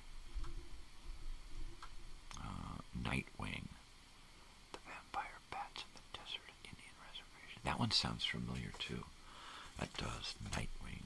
That sounds nice. I like all these Halloween movies. 1979. Totally. Yeah, Indian on the res. Let's film it on the res. Totally.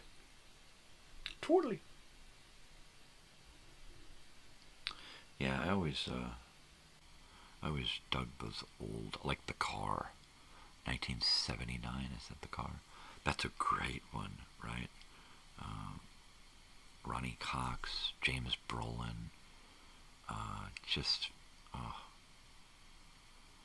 a great fucking. That one takes me back, right? That one really takes me back. I think we saw that one in the theater when we were young, and yeah, that's a classic. Phantasm, I think that's another one from '79. That was a classic fucking bizarre fucking film too. And I love that one. Phantasm. Yeah, I'm hoping that a couple more will come to me, but there was a lot of crazy. Oh, ooh, ooh, ooh, ooh, ooh, ooh. There you go. Damn it, what is it?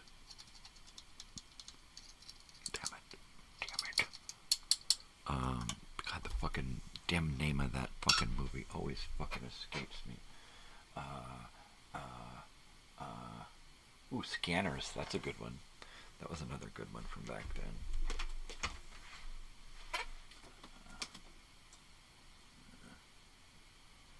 Shit, what is it called? Come on, brain, start working. Come on, I don't want to look it up. I want my brain to figure it out. Nightbreed. Clive Barker. Totally. Oh, God.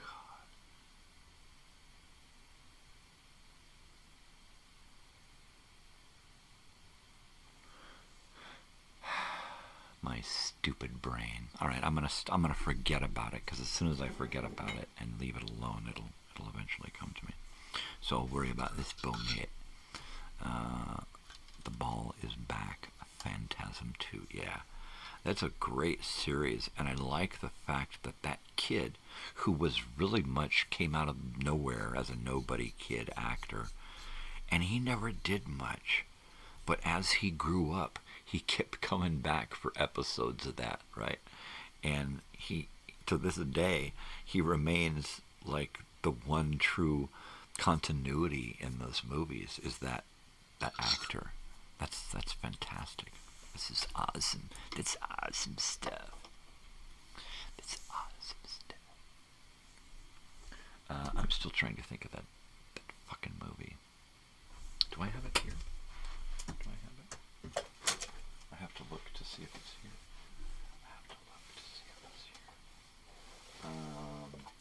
Where would I have it? St. Elmo's Fire. Alright, it's got a... Do I have it here? Sling Blade. Where is it? Over the edge. Everybody, come on. What is it?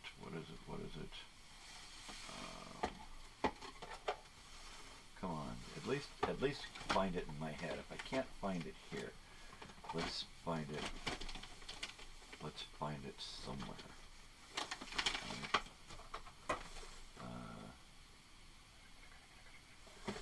Maybe it's in a different case, so it won't fit in here. Right? Oh, what is it called?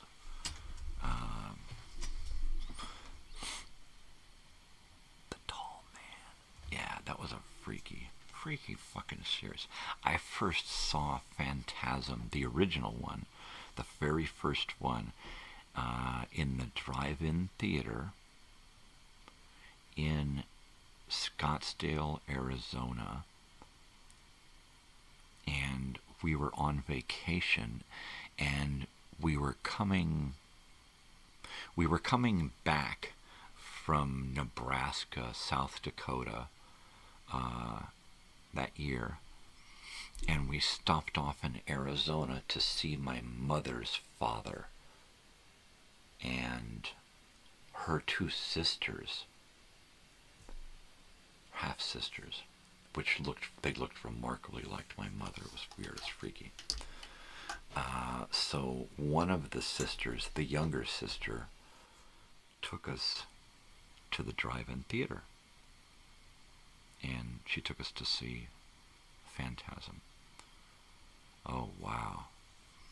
I just looked down at your message, and it said Richard, and I saw Charlotte, and that was a couple that I knew back in the 80s, Richard and Charlotte. And that totally threw me. Orca. Yeah, Orca was a great one. That was one of those, we got to make an ocean crazy, and there was all kinds of crazy ocean monster movies that came out after Jaws, or water horror, Piranha. That was another good one, Piranha. And orca, and there was another one that was like octopus or something. Yeah, they just kept reaching out there. You know, the killer sea lion, rawr. You know, Pinchy, the killer sea lion. You know, dolphins of war. They all got bombs strapped to them, and they're just running around blowing shit up. Laser guided missiles and shit. Dolphin cyborgs and shit. Totally. See? Tangent man. I can't have a straight thought ever. Tentacles, there it is. Without it going to some weird fucking place. That's alright. Keeps me busy. Keeps my brain occupied. Keeps me from thinking about pain. Really, basically. I just kind of let my brain go.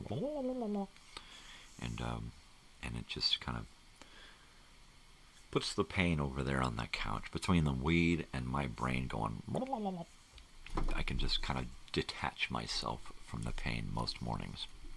And that's great. That's totally great. Yeah.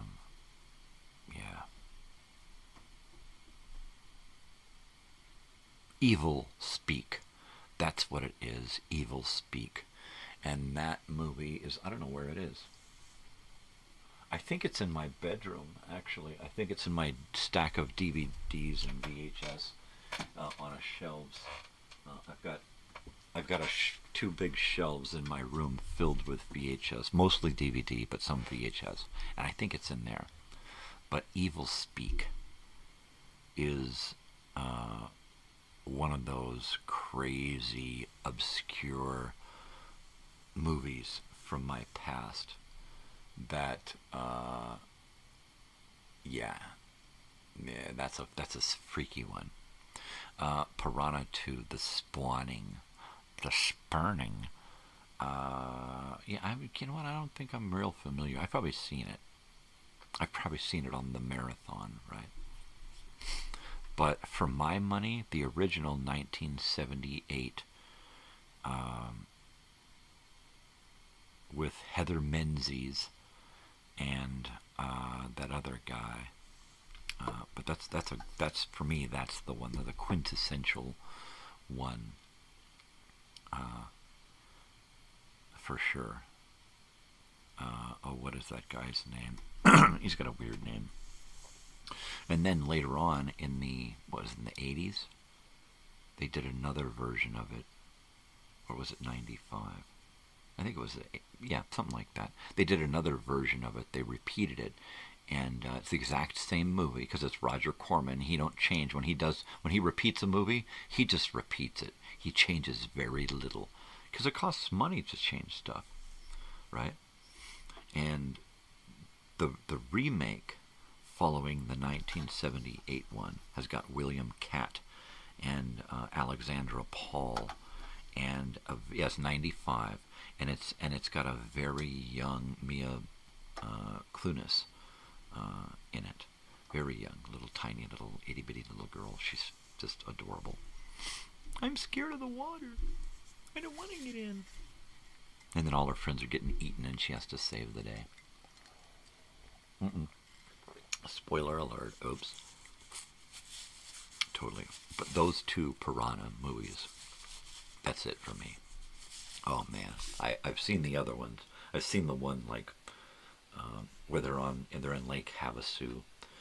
Not Lake Havasu, but yeah, I guess it's Lake Havasu, but it's the lower down toward like Parker and stuff. But they're out on the boats, and one guy gets his dick bit off. It's just a cheese baller. Cheesy. James Cameron's directorial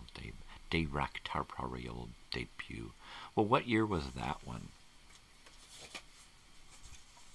What year was that one? Because that would have to be pre-Terminator, right? Pre-Terminator. Piranha. No. Yeah, do you recall what year it is? He did some sequels, didn't he, huh? Boy, I could do some sequels, 82. Okay, so that was just before Terminator, right? Or probably around the same time. Probably finished one and started on the other, and then whichever one got released first. Because, yeah, that was right around the same time. I remember seeing a behind-the-scenes, 84, there you go, okay. Behind-the-scenes deal on Terminator on like HBO or Showtime or something. They always did those really cool little featurettes about the movie. And this one was about the Terminator, right about the time that it was coming to HBO. It just had been in the theaters. It was just coming to HBO or something. And it was really neat to see the behind-the-scenes stuff and the action and you know, how they did things and the robotic stuff that they were using. Yeah, it's really cool. Totally cool, man. I dig that. James Cameron, man, he's a bizarre dude. He's got some bizarre fucking imagination going on. I dig that. I think he's alien, too. I think he's one of those alien-human hybrid things, you know. Because we got a lot of those here on Earth. Get a lot of people living in disguise. You know, I think my wife is one of them. There's all kinds of shit going on this planet. We ain't got a clue, man. We are kept in the dark. Darkness, man. And I'm a ray of fucking sunshine.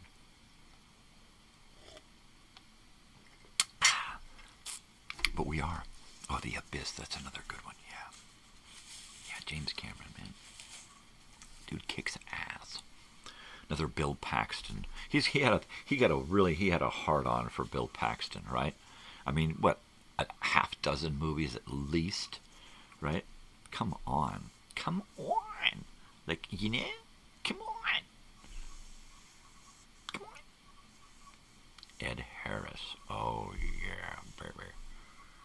Oh yeah. Mary Elizabeth Mastrantonio.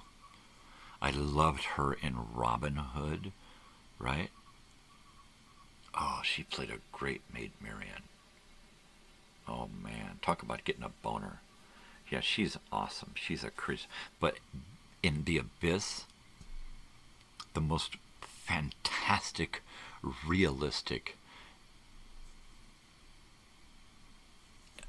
amped up, adrenaline boosted moment in a movie ever, right? Was when she had to suffocate and drown, and then he had to drag her lifeless body back because there was no air tank for her. There was no way for her to survive from here to there. So she just had to die, and then he had to drag her back to the ship and pull her in and resuscitate her cold, frozen, lifeless body, right? Oh, man.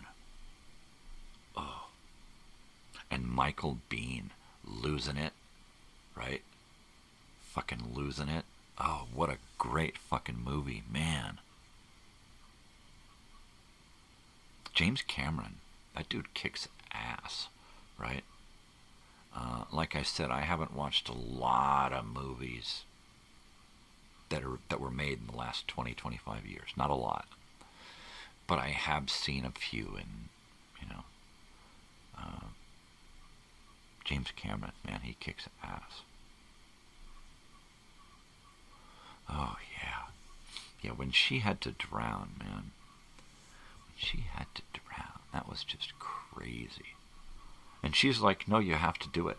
You have to let me drown. You can't get out. We can't switch suits right now. You have to put your helmet on and take me the fuck out of here and resuscitate me over there. And don't you let me fucking die. But you're going to die. Yeah, but make sure to bring me back. I mean, that was just fucking crazy, right? Oh, yeah. We watched that, and my father just lost it. He lost it. Vietnam survivor, PTSD. He'd lost it during that. Have I ever seen the Avatar? I've seen the first Avatar movie. Once again, Bill Paxton, right? James Cameron, Bill Paxton. Titanic. You could just keep going. How many? It's like every movie he did, he had Bill Paxton in it. Right? Wasn't he in Terminator? Right? Didn't he have a bit part in Terminator? Wasn't he like a punk? They got killed in the bar or something. I don't remember. Refresh my memory. Totally. Oh, I got a bong hit here. Look, bong hit going in. Ooh, it's after 6 already? Oh my gosh.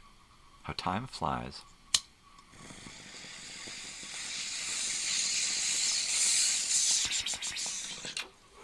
How time flies.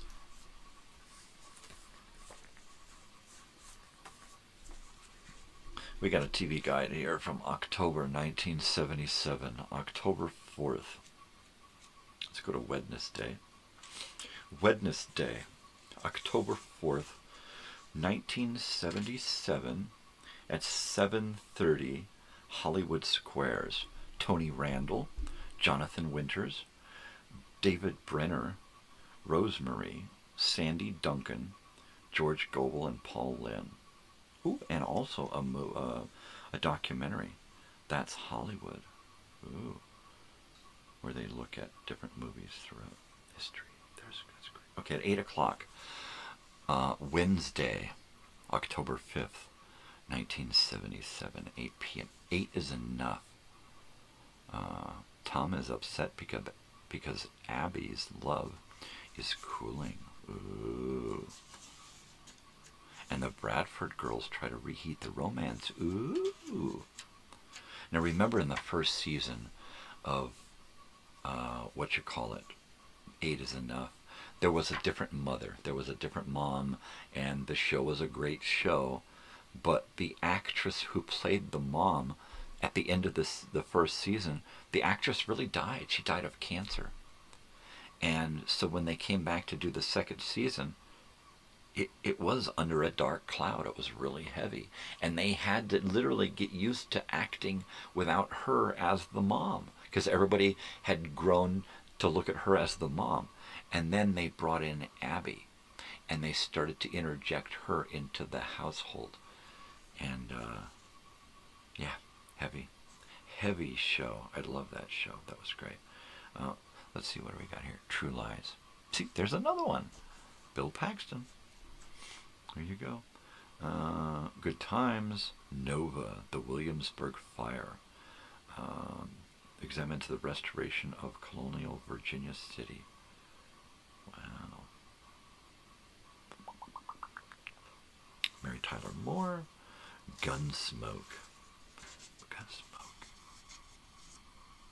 At 8:30, To Tell the Truth. Busting Loose. Vinnie Morabito's visions of marital bliss and a little Morabito's vanish when his dream girl not only rejects him, but falls for his buddy Lenny, Adam Arkin. Vinny is played by Greg Anatonasi, and Jackie Gleason is played by Louise Williams. Raymond is played by Ralph Wilcox. I don't understand this. Jackie Gleason is played by Louise Williams? Okay. Bustin' Loose. From 1977. Okay, at 9, Charlie's Angels. It's a new episode. New season. Yeah. And Cheryl Ladd is there.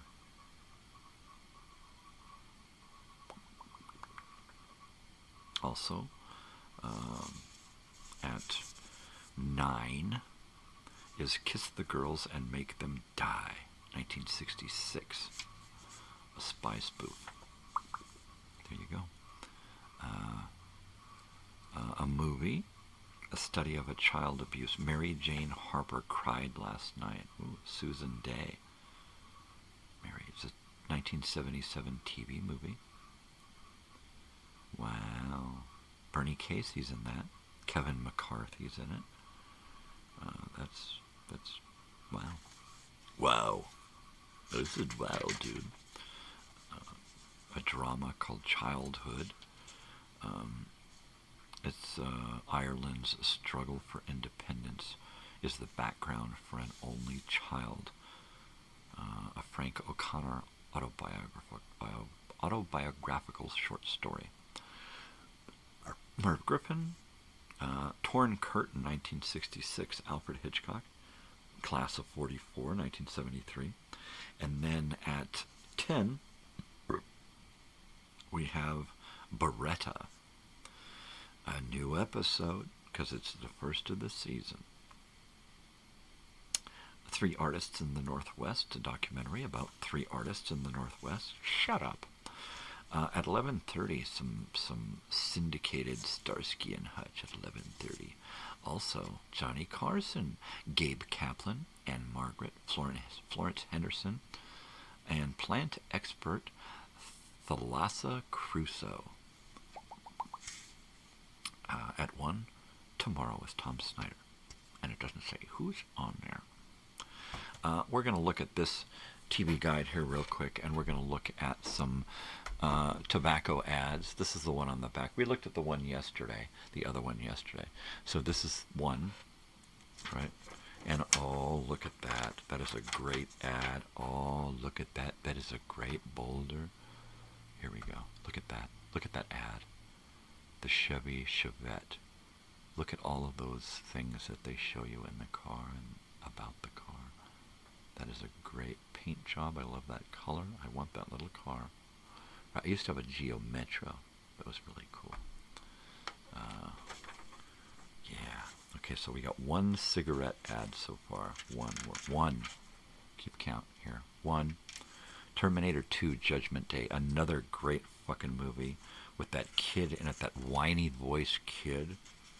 Oh, that was a great, great movie.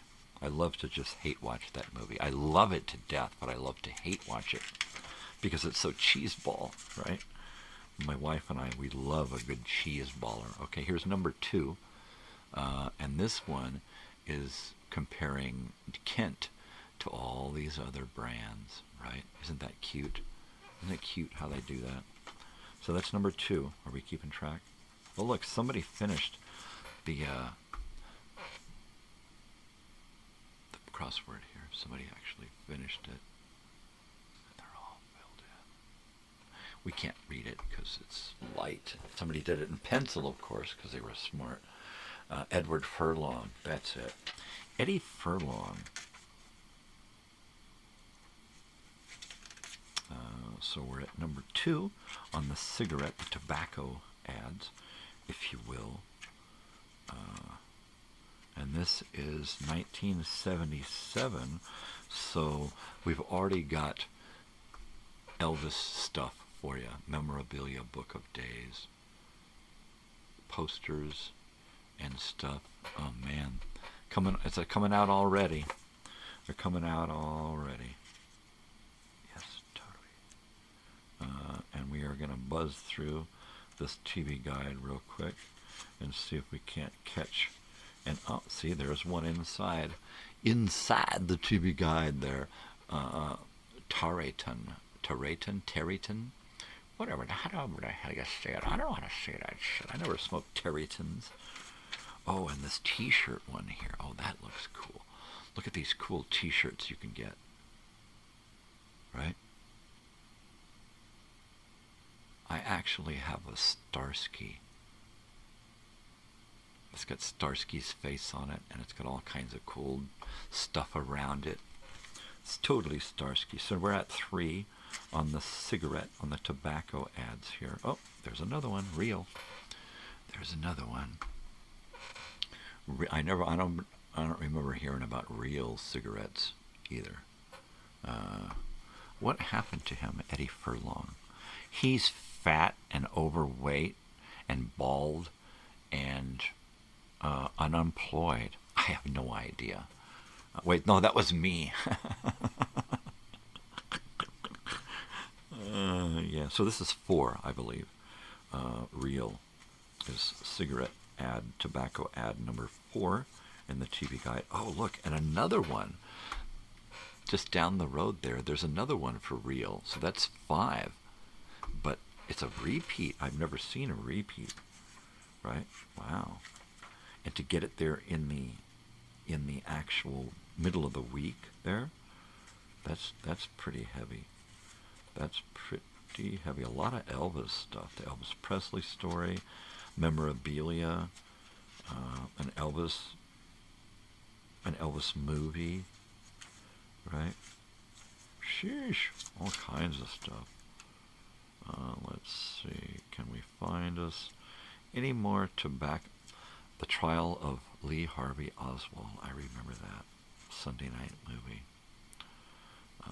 Any more?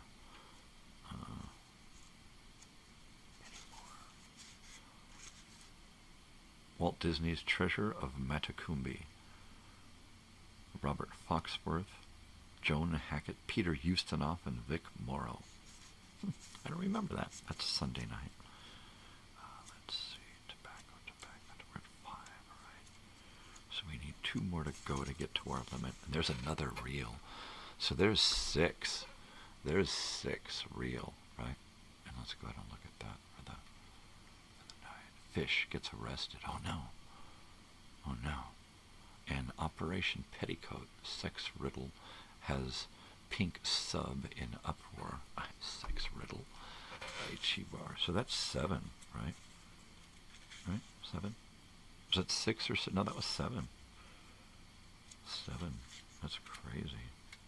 Already. And we're looking for one last one here. Maybe, maybe not. I'm going to assume that there's always one on the inside cover. So we got 7. Yeah, it was 5, 6, 7 of those reels were repeated 3 times. Maybe they were promised a full page, but they could only give them a 3rd page. Who knows? Who knows? Oh, Silver Bullet. Yeah, that was crazy. I love that movie. Corey Haim, the wheelchair. Yeah, that's a great one. Or the Boy Who Cried Wolf, when he suspects his father, I think, of being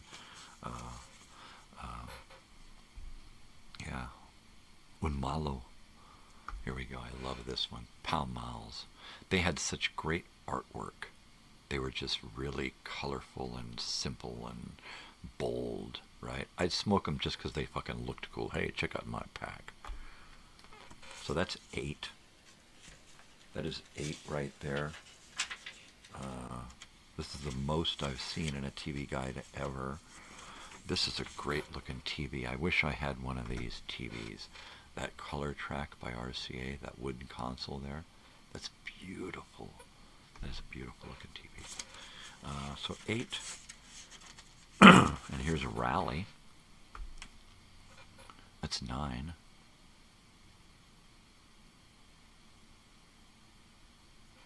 That's a cool looking one. And that's it. McDonald's Robin Hood movie. That's it. 9 tobacco ads in this one. We looked at the tobacco ads in this one. It was the usual 7, right? Or did we? Dawn. Do we remember Dawn? Dawn. Yeah, Dawn. This was the back of the one we looked at yesterday. Dawn.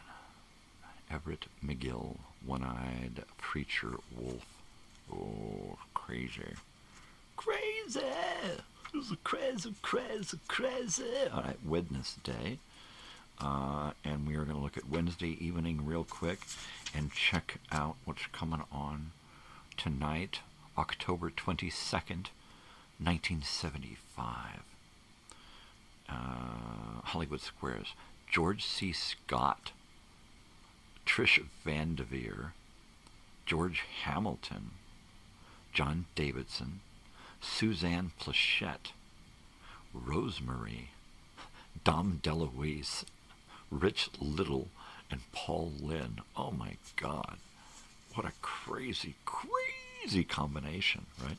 Okay, at 8, When Things Were Rotten, comedy. The merry men scheme to recapture the fabulous Nottingham Abbey belle. Oh my God. It's a half-hour comedy about Robin Hood. Dick Gautier plays Robin. Sheriff is played by Henry Pollock. Prince John, Ron Rifkin, Alan Adale, Bernie Kopel.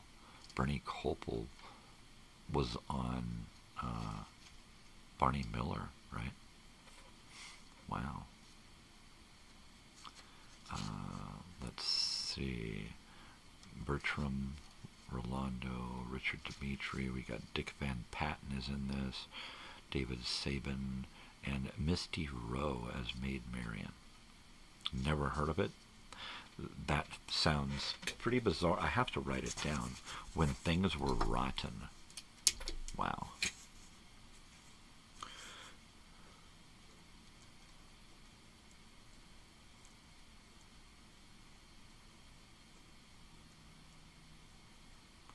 And that is 77. Oh, 75. I'm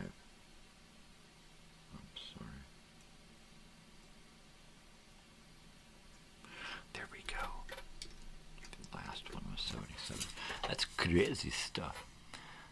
Book Cycle of the Werewolf. Yeah, Stephen King does some great stuff. I love Stephen. Even when he's not Stephen King, he still does great stuff, like The Running Man with Arnold Schwarzenegger.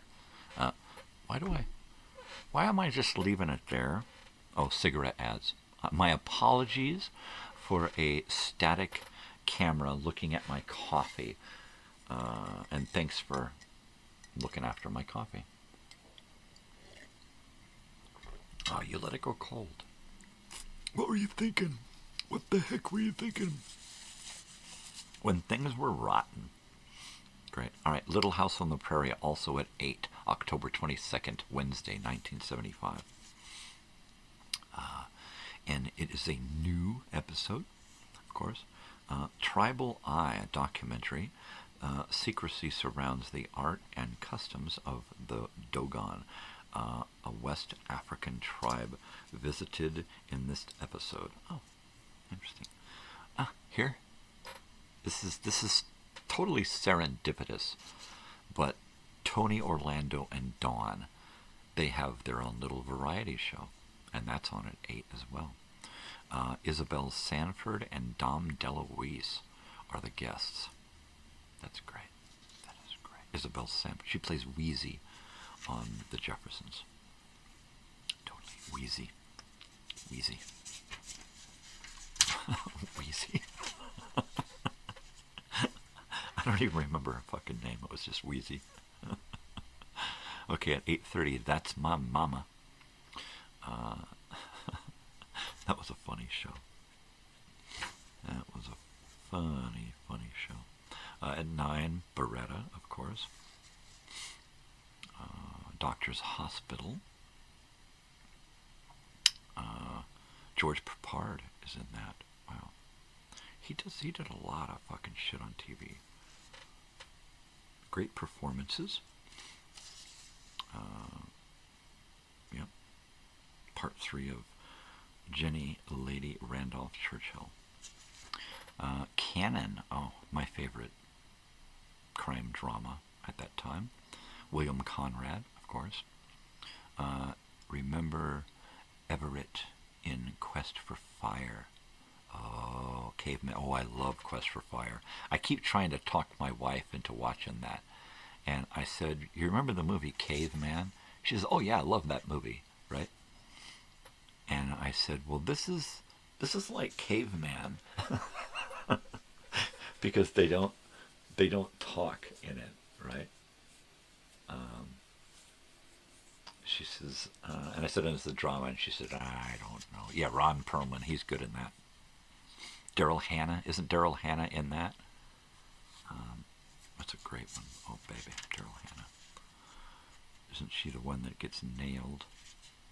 I said, hey, ho, ho, take it easy now, I gotta go. Farewell to Arms, Hemingway's World War I classic. At 10, Starsky and Hutch. And Petrocelli. Petrocelli, one of those weird shows, right? Barry Newman is Petrocelli. Susan Howard is Maggie.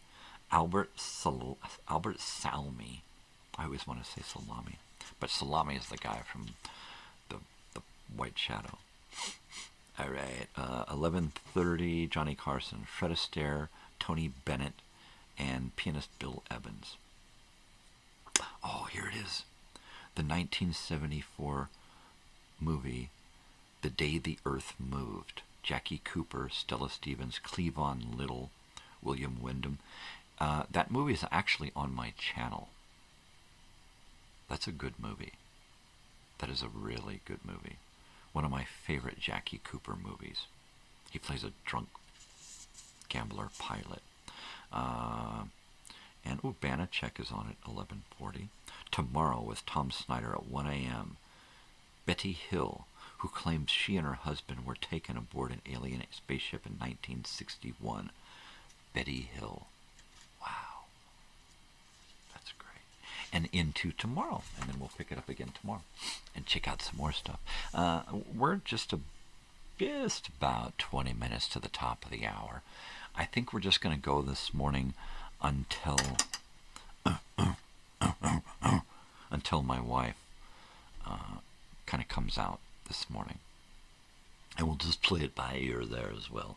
I'm going to probably heat up this last little bit of coffee here so I can enjoy it. Clan of the K-Bear, that's the one with Daryl Hannah. That's another great movie.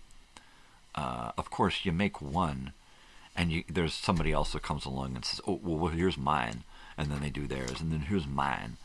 For my money, Ringo Starr, Caveman. That's it right there. Dennis Quaid, Shelley Long.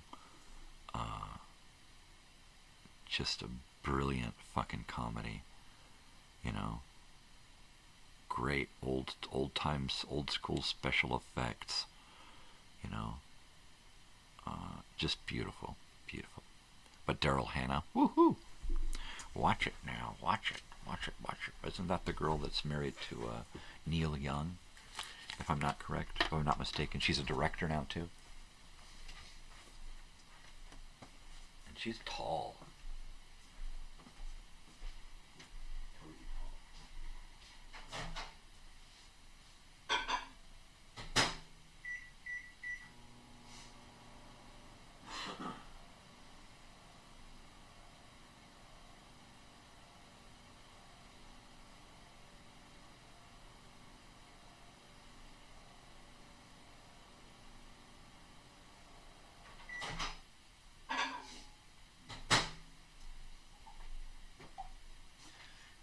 It's always nice to take a moment to get off camera and scratch thyself.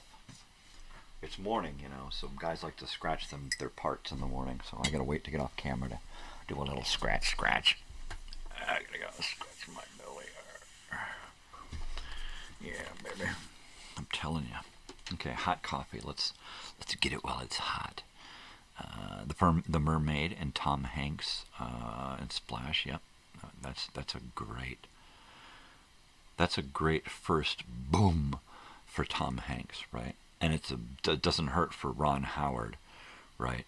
Who really came out of the stall at a fucking hard gallop and then just started running. Ron Howard, man, he directed a shitload of great stuff. He just keeps going, right? One of my favorite actors turned directors, right? Ron Howard. One of my favorite Hollywood actors, kid actors, one of my favorite Hollywood people, one of my favorite people overall in general. Grumpy old man. Oh, grumpy old man. You know what? I can't watch that, man. It makes me too sad because I'm so grumpy. I'm just kidding. I love that movie. That's a great fucking movie. Totally grumpy, man. It's great. It was great to see Jack Lemmon and Walter Matthau come together again. You know, because they did only a few movies together. But wow, yeah, Grumpy Your Old Man. That was a great too. That was great. I remember those. I totally remember those. Yeah. Now I'm getting a little jumpy. I better bust out some more weed for this morning, because I usually go through a couple of pretty big nugs in the morning. And why should I make this morning any different, right? There's another good chunk. How big a chunk, you say? How big? How big? That big. I did one a little earlier that was a little bit bigger than that. Round this one off, and that's about how big it was. But yeah, that's what I do in the morning. I drink really good coffee, really strong coffee, and I smoke a lot of weed. I do one to balance out the other. Pick one, and that's what I do. Because I need to wake up to do this, but I need to ward off that pain as well. So I got to do both. I got to wake up, and I've got to detach my pain, so to speak. So how's it going out there, people? What's going on this morning? What's up? How's it going? The album of the day is little 8-track cartridge there, Aqualung, Jethro Tull. That is the album of the day picked out by WW, because there we go. Because that's us. This is the morning show, and it's just me and my co-host here, WW, hanging out, doing nothing, talking movies and TV and music and the usual crap. Do you listen to any old time radio? And if you do, what is it that you listen to? Right? What is it? It could be anything. For me, it's old-time radio shows, dramas and comedies and sci-fi stuff. To me, that's old-time radio. To other people, it could be Dr. Demento episodes. Lost another one, huh? Lost another one. At some point, I've got to do a video time machine, and I think it's going to be pretty soon, because it's going to be for the month of September.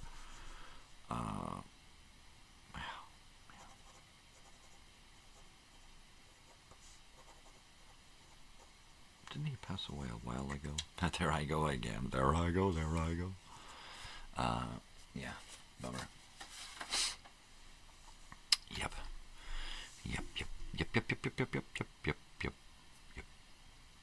But totally. Yeah, you know what? I get lost in a tangent, and I can't find my way back. I've got to do a video time machine. Today is Wednesday, which means if I work on it a little bit this evening, Attack of the 50-Foot Woman, that's a great remake with Daryl Hannah in it. If I work on it a little bit this evening and do some research, I have to see if Mom wants to get up. I don't think so. I really don't think so. I probably have to cut it off about the top of the hour this morning, because I need to eat some breakfast, and then I need to lay down for a couple of hours so that I can take my daughter down to her class at university. So that's going to be happening this month. The Old Men at the Opera and the Muppets, they were my favorite, right? Are we them? All right, I love it. That's what I'm talking about, buddy.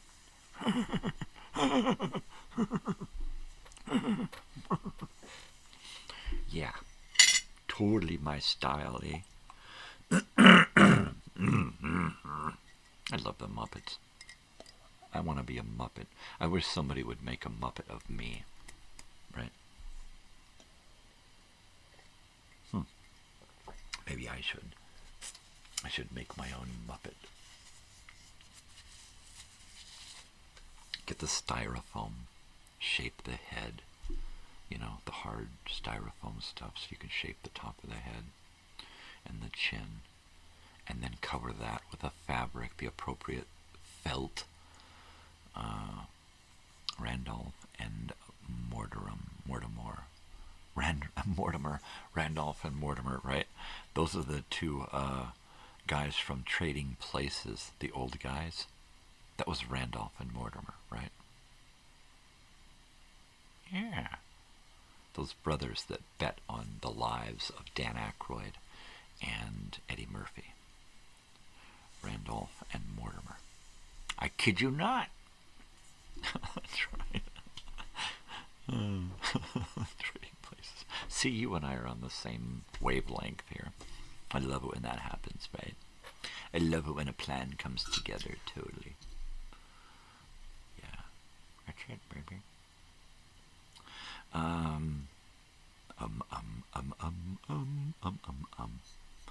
Yeah, I don't think we got anything going on today at all. At all, I don't think, except for, of course, my daughter and I going down into the desert and coming back. And I think I will be putting in my teeth this morning after I have a nap. We are Muppets in space. Oh, I'm telling you, one of those pig Muppets with a bong.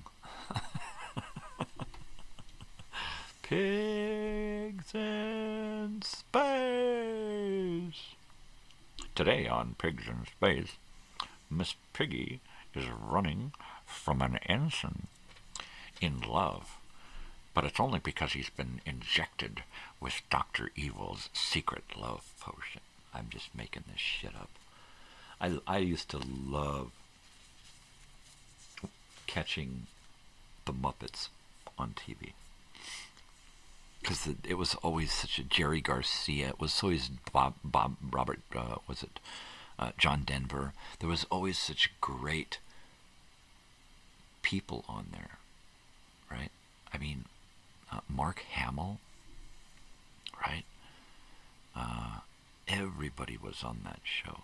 Everybody. It was beautiful.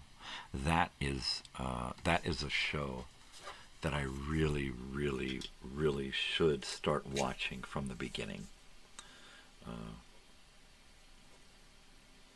And watch the whole series. Because you go from there and you just start right off into the movies, right? That's a great fucking show. Did you ever go into a thrift store when you took your daughter? I did at one point last week. I didn't find anything, I don't believe. I think the last thing I brought home from a thrift shop was that big card table that's 4 foot by 4 foot card table. Was it 3 foot? It's a regular standard card table, folding card table. I think that was the last thing I got. I do see a lot of interesting things, but it really has to be something that I can't live without. You know, it has to be, if it's a book, it has to be a book that I really, really want to read. If it's an album, something I don't have and I really have to have. They have records and 45s. I am always on the search for 8-tracks because those are the hardest things to find, and I'm always trying to rescue as many as I can from the landfill because eventually that's where they're going to go, or somebody's going to buy them and use them for skeet. You know, hey, look at I'm a YouTube guy, and look at I use 8-tracks for skeet. You know, or people who take it and take the tape out and use it for art projects, or the cartridges. Use the cartridges for art projects. That's neat, but no, it's destruction, man. That's like people taking records and painting on them. Ooh, let's have a class where we're going to drink wine and we're going to paint pictures on records. I hate that. I hate that. It just doesn't work for me. No, it does not.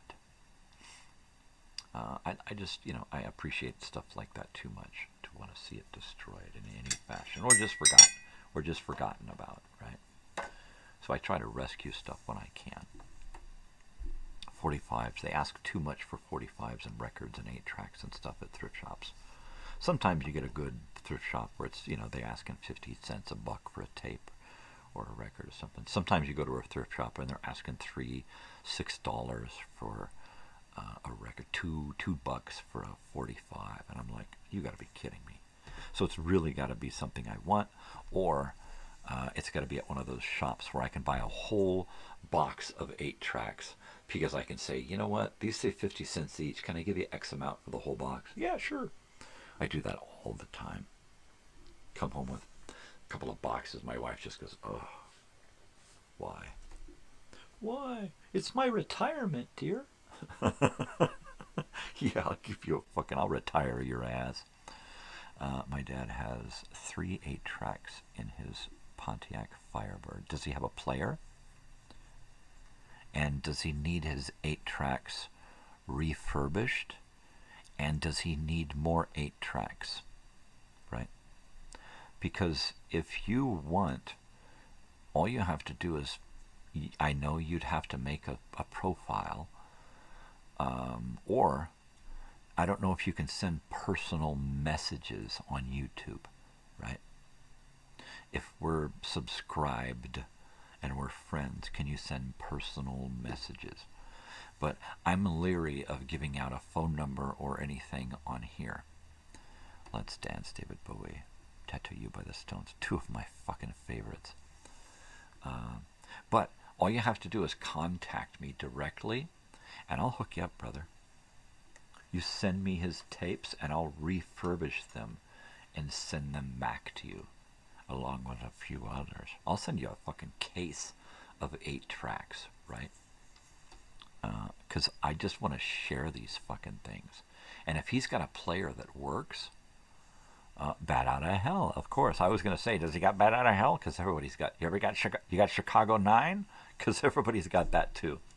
So I would definitely be able to send him a box of all of my doubles, triples, quadruples, right? And send him one of each. Because it's a lot. And man, I can already tell that we have similar tastes in music. So I could totally add to that and give him a case that he could listen to, right? But you gotta hit me up personally. That's the only clause.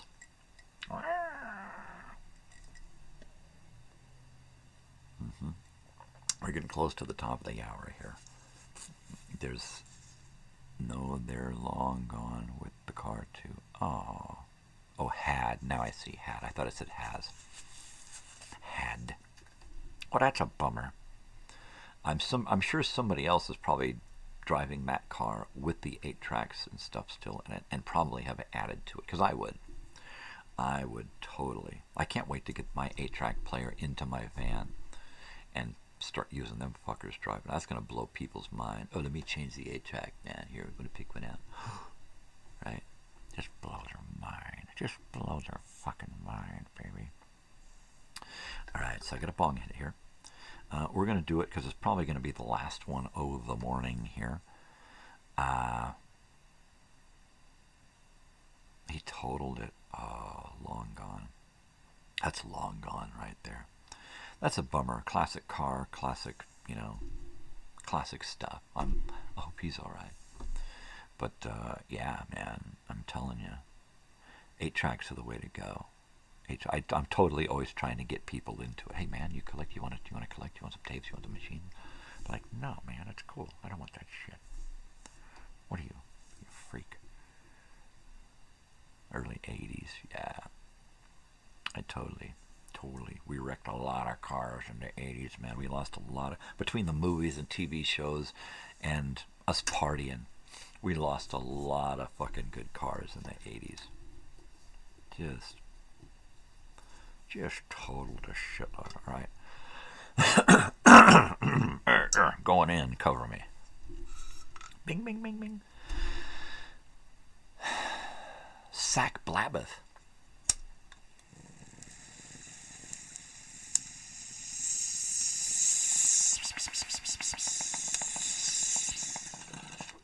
Yeah, baby. That's a ticket. Yeah, I've got a handful of cassettes. I got a lot of records. And a few CDs. But mostly I have records and 8-tracks. I really have that. It's like, that's the era. Records and 8-tracks. LPs and 8-tracks. That's my era. That's my bag, baby. 70s and 80s, right? Yeah, there were cassettes and CDs, and I do have those. But my media preference is the whole 8-track LP thing. Mainly because I didn't get to have a lot of those. Back when I was young, I had cassettes and CDs. I didn't have any LPs. I had very few LPs and no 8-tracks at all growing up. So that's why I'm totally into that, because it's all kind of a new thing for me. Because I started collecting about 4 years ago. That's when I started collecting. About 4, maybe 5 years ago, when my father passed away. Reel-to-reels, those are something. I was just thinking this morning, I've got to get in my dictation reel-to-reel recorder. Got little reels on it. I've got a couple of them. I can't wait to just start bringing this shit in and playing with it. I'm kind of hesitant to do a lot of it between now and next season, because next season I really want to do 7 shows a week, 7 days a week, right, at least, and do some really cool, check this shit out. I never had an 8-track player growing up. Well, actually, we had one in our van, and one in a motorhome that we had back in the early 70s. Well, mid to late 70s, we had this motorhome. Cassettes were huge in CDs, right?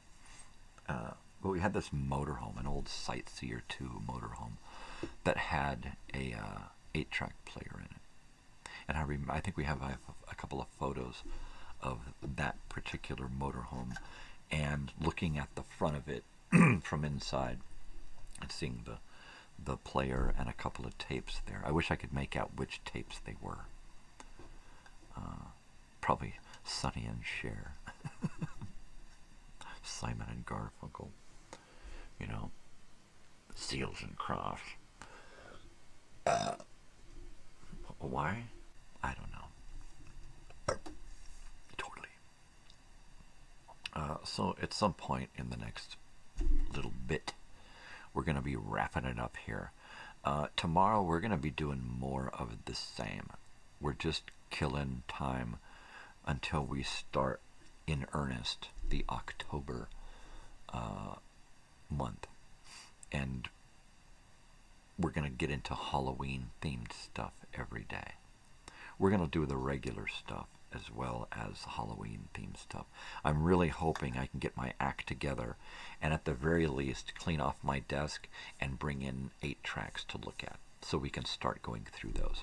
My ultimate goal would be that by Black Friday I have a shitload of stuff that I can vend down the street during the holiday when there's 1 million people in town, right? 8-track players and recorders, 8-track tapes, a whole lot of whatnot from the past. Things that I have extra of or just don't need, right? And Diamond Girl, there you go. And just try to do something, right? And just spend a day out there, put up a canopy and batten it down and put up a couple of tables and strap them down so it's safe from the wind, and just park my van there all day long and just fucking sell what I can sell. Call it a day. Sounds like fun. I'm sure I'm going to sell everything overpriced because, first of all, I don't really want to get rid of it. But if I'm going to get rid of it, I want to get rid of it to people who respect it enough to pay a good price for it. Summertime makes me feel like blowing through the jasmine in my mind, right? I like the dandelions. Right? I like to see the dandelion go really slow in slow motion, right, during that song in my head. And then like the album cover of Metal, right, on Pink Floyd, where it's kind of looking through the leaves into the sunlight and it's all blurred, right? Oh, I love that effect. And I need to get some of that and add some of that into the next video I do. That sunlight through the leaves that's all out of focus, and all you see is little sparkly dots, kind of. Oh, that's so beautiful. I love that. I totally love it, man. So, at some point, I'm going to get to where I feel creative enough to start working on a video again. I'm not there yet. Actually, most of my days I spend trying to find something to eat, or trying not to eat because I'm not going to put my teeth in, or just sleeping, right? So, or if it's not sleeping, just trying to, push that pain away. So as soon as I get to where I'm not spending all day doing pain management and sleep management and food management, once I get to there, I think I'm going to start that creative process again.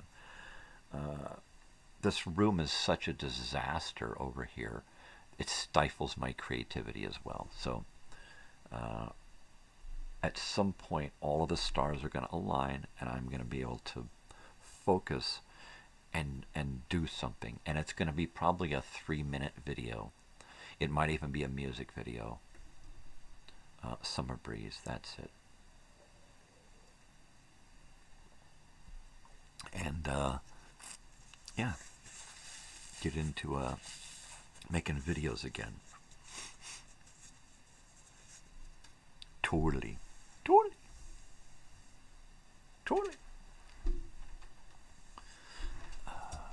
Would it be really cool if I could set up a couple of cameras pointed at the couch in the living room, and I could sit on my couch and have my daughter over here pushing this button so that if she could mix me from camera to camera, and I could change it.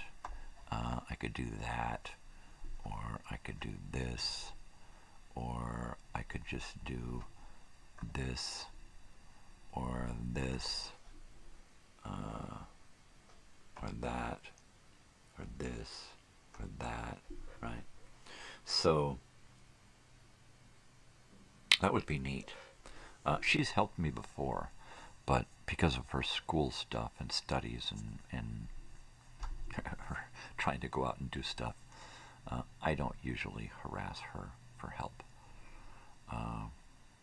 I could probably get my wife to sit over here, and then what I would do is I would give her a copy of the song, and she could follow along, and I could give little highlights 1, 2, 1, 3, and have her go back and forth from camera to camera during different parts of the song, right? Which would be pretty easy. And then just have everything pointed in this room over here.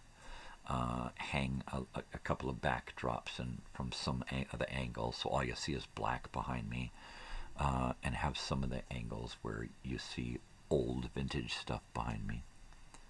But that'd be cool. I'd also like to do some interview programs. A year ago or more, I tried to do a Friday Night Live program where I was going to bring guests on my show every Friday night for an hour, hour and a half, and we were just going to sit here and I was going to interview them, and they were going to play music or do art or whatever it is that they do, and they were going to share their lives with me, right? And I did a first pilot episode with my friend David, who lives here in town, or down the road. And he's a musician, so he was able to come on and hang out with me, and we did a first live, static camera live show. And then a friend of ours from Open Mic Night came out and did the same thing, sat here. We did a live show. I interviewed him. He played 3 or 4 songs. And what was really neat about him is that I had never hung out with him before. I had just seen him a couple of times at open mic. So afterward, we actually hung out for a couple of hours, and he stayed for dinner, and my wife made him tacos or enchiladas. I know it was rolled tacos. She made rolled tacos and fresh guacamole and that kind of stuff, and he just hung out and we talked, you know. And we were quite different as far as people go, but it was neat to have that new. And so now he's a new friend, and that's really cool. And he's one of the people that I would definitely ask back if I were going to try to do this show again. He would be a return guest, right? If I were going to try to do this show again, it would be really difficult to get guests on the show who were all singers or musicians or something. It would be really difficult.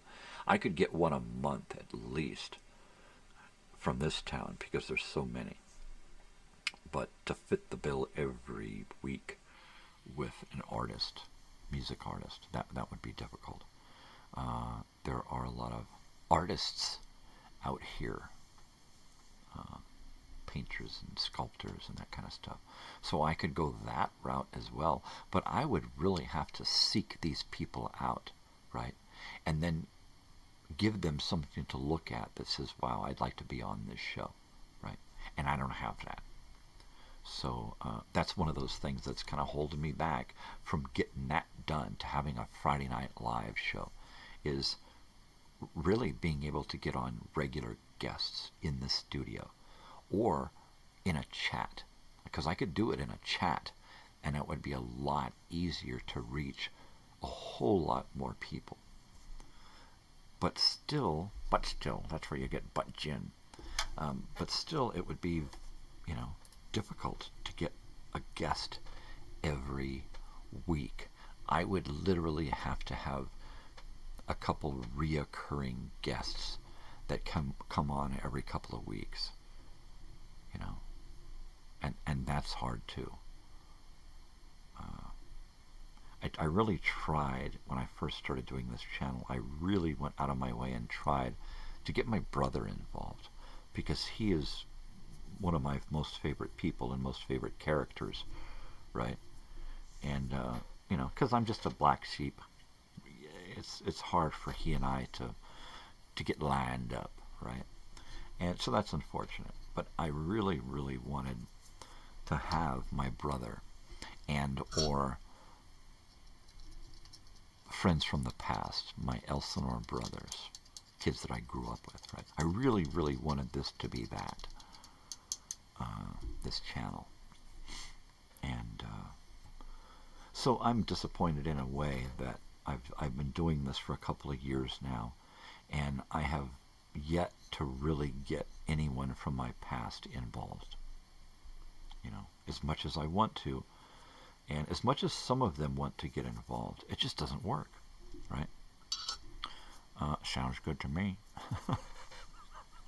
What the hell does that mean? What sounds good?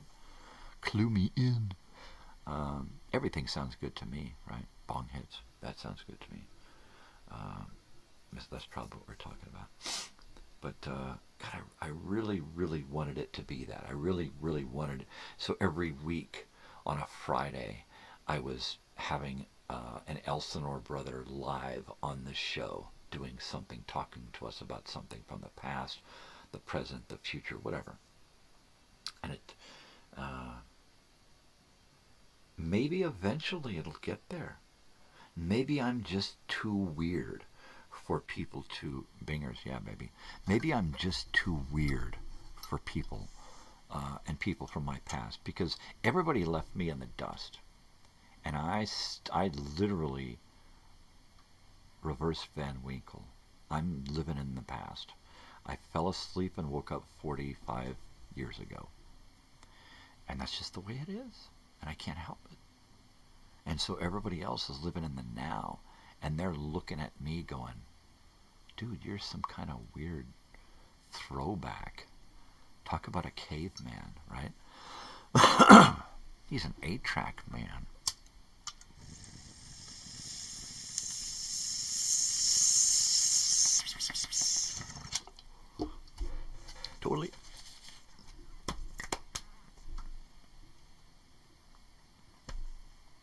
So yeah, hopefully I can get people involved in some fashion, right? I'd like to go after certain people from my past and get specific shorts, reels from them. If they could give me, you know, like one of my friends is a musician, right? So let's say or a lot of them, but so I get one of my friends who's a musician and has a little band. Well, it might not be little, they're big guys. Stop it. And have him give me a music video, a video of him playing music. And then I take that, and sorry, I got a hair that's driving me nuts.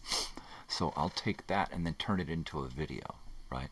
Or maybe a friend who lives in our hometown, and have him go around and record himself in front of something from the past that's still there and talking about it, right?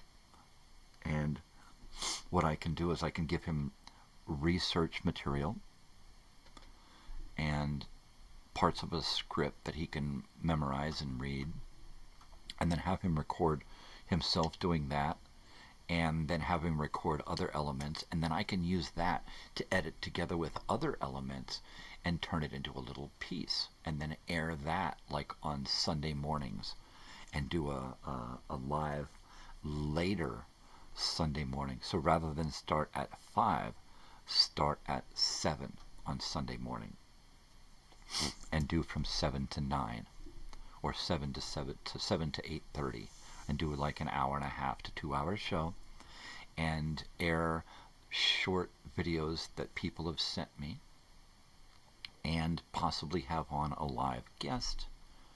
You know, that sounds like a lot of fun. And I could do my own Sunday morning show. You know, Sunday mornings with Crazy Old Weird Bearded Guy. Saturday morning film festival with Crazy Old Weird Bearded Guy, and do something like that where I come on and I talk about something, a movie, a short, an educational film or something, and then we watch it.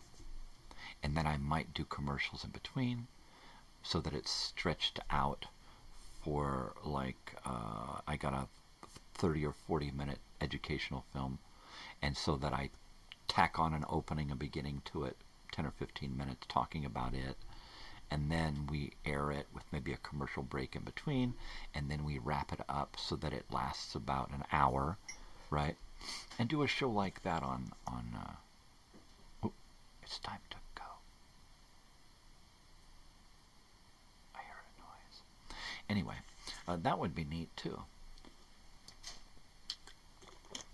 So I've got a lot of ideas planned for the future. So it's just a matter of trying to hone in the right idea, the right time, right? Yeah, sounds like it does. It sounds like a lot of fun. So if I can get this worked out over the next couple of months, I can come back at the beginning of the year and do no less than 365 shows. That's my goal. As if I'm gonna, because eventually I am going to wrap most of this channel up and probably just continue doing the morning stuff. But at some point I'm going to wrap this up, because I got to have a life, right? Or I don't have to have a life. I don't know.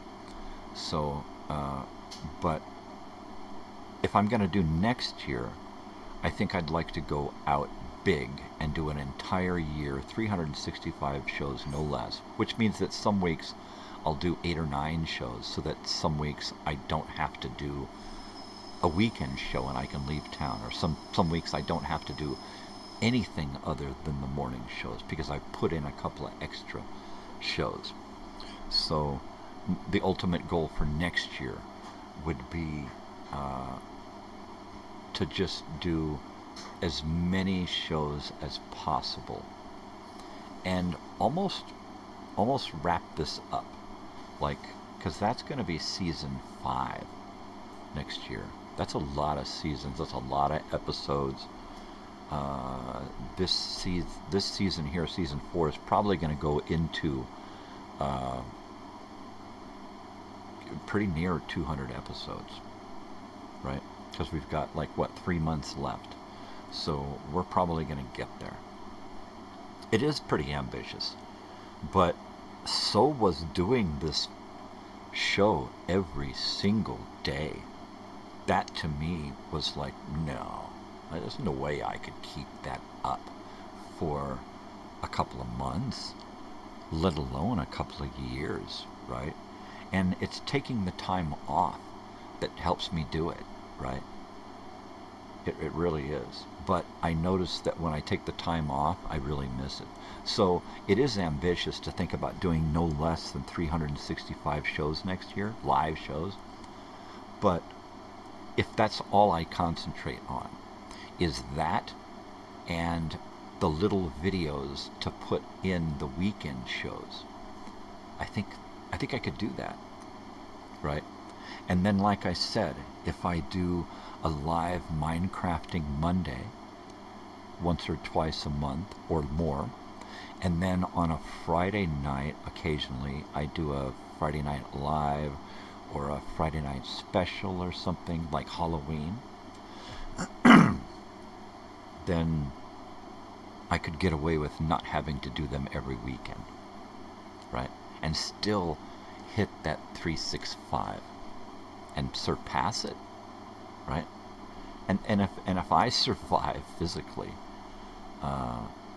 just through life, then, you know, that would be quite an achievement, you know, to do that many shows in a row, that many live shows in a row. Especially if I can set a record of doing 7 days a week for how many weeks in a row, that would be a goal too. How many can I get back to back? All right, I got to take a weekend off and do this. And we're coming back, and how many more can we do in a row, right? Sure, I love it. I love a challenge. I really do. And that, to me, sounds like a pretty heavy-duty challenge. But fun, right? Because I really enjoy doing this live shit. Sometimes it's a strain on my family, you know.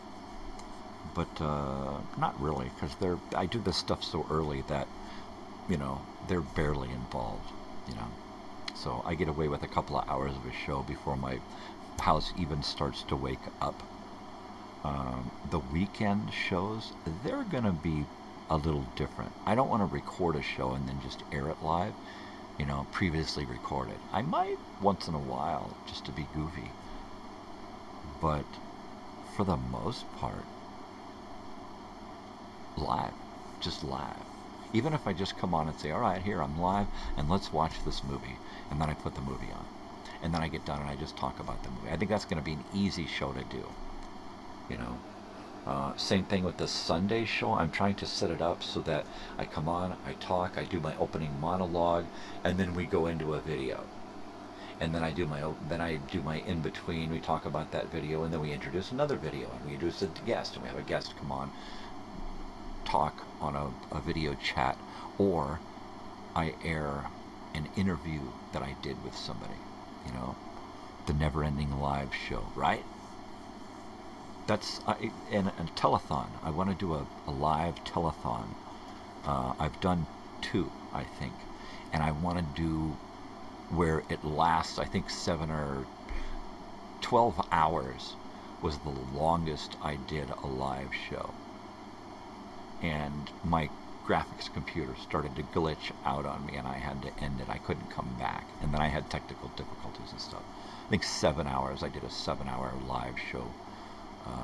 Well, I did a morning show that was like 7 or 8 hours once, because I didn't have a time limit on myself when I first started. it was hard for me to come on and be here for an hour at first and I had nothing to say during the first season. And then eventually I got to where I was on here for 6-7 hours and I just couldn't shut up. And there's a lot of those episodes back there. So yeah, I want to do something that is like a milestone, right? I did this. I did an entire year of YouTube straight, every day, every day, every day, every day. And if not every day, I know I did at least no less than 365 shows last year. That's what I want to be able to say. Yeah, I did my last year of YouTube. I did no less than 360. I did 387 fucking live shows. Whatever. I would really like to set the bar, right? Because I'm sure there's a lot of people out there that have done live stuff. Okay, here I'm live at the mall. Check it out. I'm shopping. Look, or those guys that drive around all night on YouTube, right? And they just show you where they're at. All right, I'm here at Halifax and bullshit. And look, there's a prostitute. There's a cop. And the cop is paying the prostitute. They're going into the cop's car. You know, those are funny shows to watch. But to do a show like this every day for a year, I don't know. Is there someone out there that does that? And the fact that it's live, it's totally live, unscripted, unedited, unfiltered, you know, it's the realest reality show out here. It takes place right in my home, real time, you know, people coming and going and waking up. Every once in a while we get a knock on the door or the dogs go crazy, you know. I love it. It's real. It's totally real. It's really real. So, yeah. That's bitchin' stuff there. Well, WW, it's just about time for me to wrap things up. I need to get done here and eat some breakfast and then get a little bit of rest until I take off this morning. So, you know what time it is. It's time to get going on out of here, right? This live show has got to end. Got to end. It's got to end. It's got to end. It's got to end. It's got to end. All right, people, you know what to do. You know what to do, WW. Tell me all about it. Go tell it on the mountain. You listen to Dan, the guy who drives around in Baltimore and looks at the old downtown. No, I listen to a guy in L.A. that does the same thing. All right, people, you know what to do. Spread peace and love, not bullshit. You know, do something for yourselves, but go out there and do something for somebody else, too. You got to be you got to be a nice guy. That's it. That's the best thing to do, is be nice. You just have to, all right? Spread peace and love, not bullshit. All right? Take care of each other. We're all related. It's a big family, so we got to look out for each other, because there's a lot of us, all right? Stay weird. Love you, brother. Take it easy. Stay weird, because if you ain't weird, ain't nobody gonna be weird for you. Hoo-ya. You gotta do it. You just gotta do it. You know, being nice nowadays is weird. So, yeah, you gotta do it. You gotta do it. You gotta do it. You gotta do it. I will see you tomorrow morning. Tomorrow morning, we're gonna look at some weird stuff from the past, because it's Throwback Thursday, all right? And, love you, take care of yourselves, and oh yeah, adios.